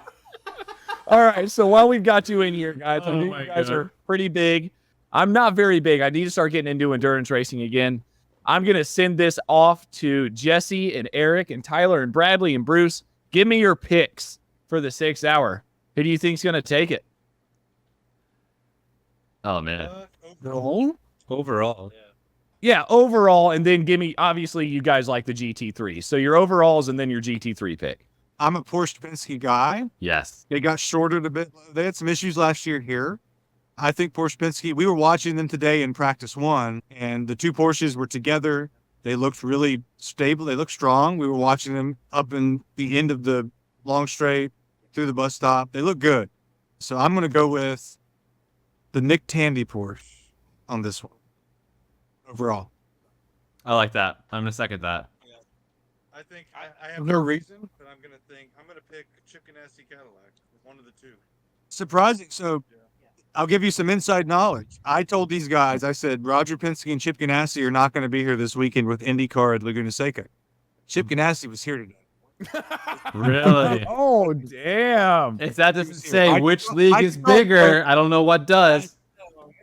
Hydro Dogs. I was going to make a folks. joke, but Hydro Dogs. Oh my god. Oh my. That's fucking rough. Rough. Oh, Oh my god. What is painful. Sorry, I had to unleash that. All right, Eric, give me your picks. Obviously, GT3 and then overall. Let's see if these guys have anything to say. I agree with what they've said about the Nick Tandy Porsche. That would be cool to see Penske put it on top. But GT3, man, you know what? It's gonna be a tough one. Watkins.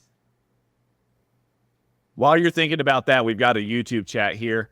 It's at WTR number 10, Spike LMP2 and any Mustang GTD Pro or GTD from Justin Barrera. Yeah, I think he's right. I think a Mustang is gonna have the top end there. It's a fast track, but you have a lot of really fast corners. Yeah, a Mustang or a BMW. I'll leave it at that. I'm not gonna say which. Well, no, you can't leave it that broad, dude. You can't I leave it that absolutely Come can. on. I'm not that smart. That's bullshit. That's bullshit. Okay. All right, whatever. All right. You're gonna give me the whatever, so let's move on. All right, Jesse. All right. You're wearing a BMW shirt, dude. You have to. I know, but here's the thing. Who my gut 31 car has been fast all season. Yeah. They're just bad luck, bad things, bad juju all around.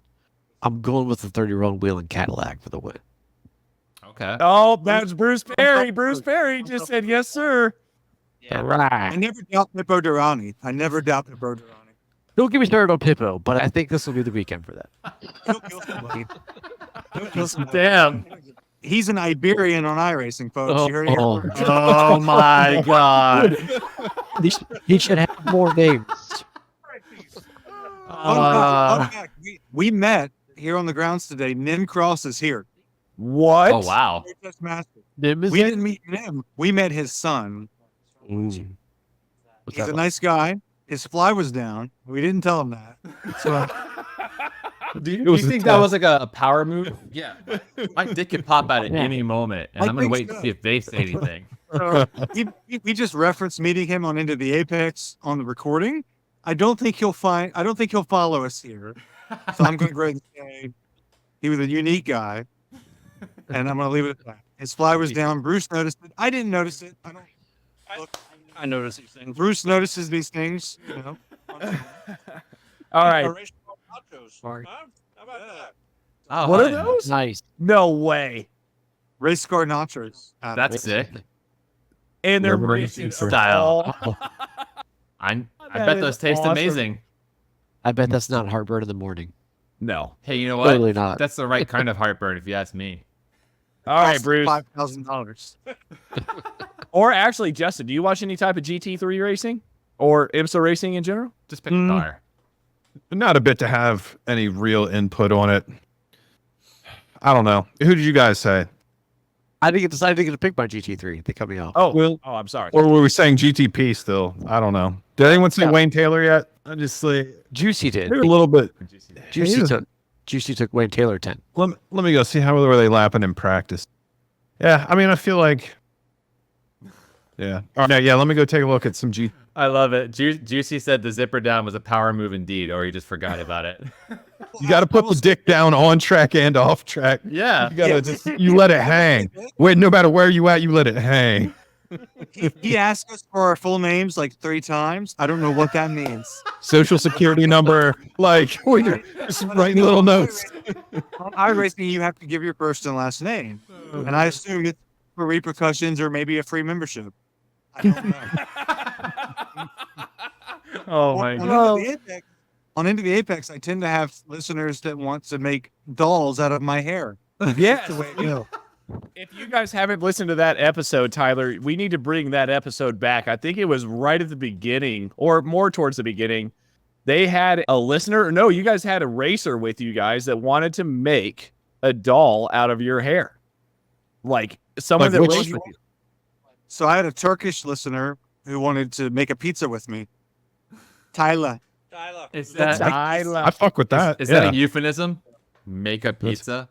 I don't know what it means, Hmm. but I like listening. So I like it. A Turkish euphemism for just straight fucking. Like, let's get in that brick oven, baby. Let's make that pizza. I have sponsors. Please, let's make that motherfucking pizza. Yes. All right, here we go. Bruce, my give me God. your picks. I know you're already Bruce. going with Cadillac because you stood up He and gave a started thumbs freaking up. out. Yeah, Cadillac. I don't know. GTD. I don't know. I have an answer for that one. Corvette, Ford, They were fast. Corvette was fast, right? Same practice. Rexy. Oh. It would be cool Oh. to see Rexy up there. Rexy's leading points. Yeah. Yeah, it's true. I love that such an iconic car is actually good. You know, yeah. I think a Porsche. I did a Porsche. I think a Porsche. You know what? Maybe I will go with Rex. Yeah, yeah. Why not? I like it. Guys, what Everybody happened to likes Steelmaster Lexus? Is the Lexus just Lexus is dog shit. really? Yeah. I'm not seeing it on top times anywhere near the top. I Damn. honestly am not sure why Lexus continues as a manufacturer. I think they should swap to Toyota, and it would be a We got a new car more. coming. They do have a new car, but imagine a Supra GT3. People would actually give a shit about But that. the new car is going to be purpose-built GT3 car. Yeah, but is it gonna have that ugly fucking Predator face? I don't know, but if you've seen it, it looks a lot like a Merc. Okay, I need to check it out then. Yeah, we need to come Yeah. to that. What It you looks want, a Bradley? lot like a Merc. We made that comment today. It looks like a Mercedes. Yeah, it really I does. don't even know why they have camo on it because it's been testing for 3 years. And we get spy shots like every 3 months. I'm like, at this point, we know what it looks like, guys. Yeah, You can just we're- take camo off. So delayed. We don't Yeah, need the it's so camo delayed. anymore. Oh wow, that does look like a Merc. That's crazy. It kind Yeah. of looks like an LFA to a certain degree, like the Yeah. same shape. But it's got that long nose. So long. All right, guys. Tabs towards the back, swoops. All right, Looks like guys, a- here's the deal. It is 8:12 p.m. where I'm at, which means it is 11, 8, 9, 10, 11, 12 p.m. where you all are at. So here's what I want you all Damn, to y'all are do. killing I want- everything. Hell yeah. I want them to keep killing their drinks. Hey. Yep. I want them to keep killing their drinks. Spirit bottle now. Hell yes. Bradley, what I want you to do tomorrow is just to hop in your Hyundai Elantra TCN. Dude, Oh my you guys got God. some work to do. You have a smoker. Hell yeah. And we're still laughing. Damn. And watch But I that want shit. you to hop in your Elantra TCN tomorrow, Bradley, and I want you to go out there and show all those GT3s how it's done in a TCR. Just full send it with Tyler in the passenger seat. Forget about his screaming. Nobody cares about him. He's being a little bitch. Just drive it as hard as you can. Here's my plan of action. If we go into a spin at all costs, taking the brunt of the impact on the passenger side. There you go. There you go. Perfect. Perfect. As long as you have Haggerty insurance, you're good. Track day and life insurance. That's all you get on him. Shout out to life insurance. Right. That is a good question. Because you guys are twins and brothers, if he dies, do you get his life insurance? Valid. How do they prove it? Assume his life. There you go. Yeah. Hi, I'm both of us now. Oh, You man. have 2 jobs? 2 incomes. Well, no, the funny part is about them is they both have the actually the same job too, No which makes it way. even better. You guys work at the Yes. same place? That's incredible. I love that for you guys. Amazing. All right, guys. With that being said, we're gonna call it a night here on the Slow Motion I'm podcast here. slash broadcast slash whatever we're doing. Thank you guys, Tyler, Bruce, all the guys listening, Juicy, everybody in the chats. It's been a great night tonight, guys. I shot an 83 in golf today. I got a new job this week. Let's have a good weekend, Cheers. guys, and watch some Watkins Glen. Hell yeah. Have a good one, boys. Shut up and drive it, boys. I tell you what. Good night, guys.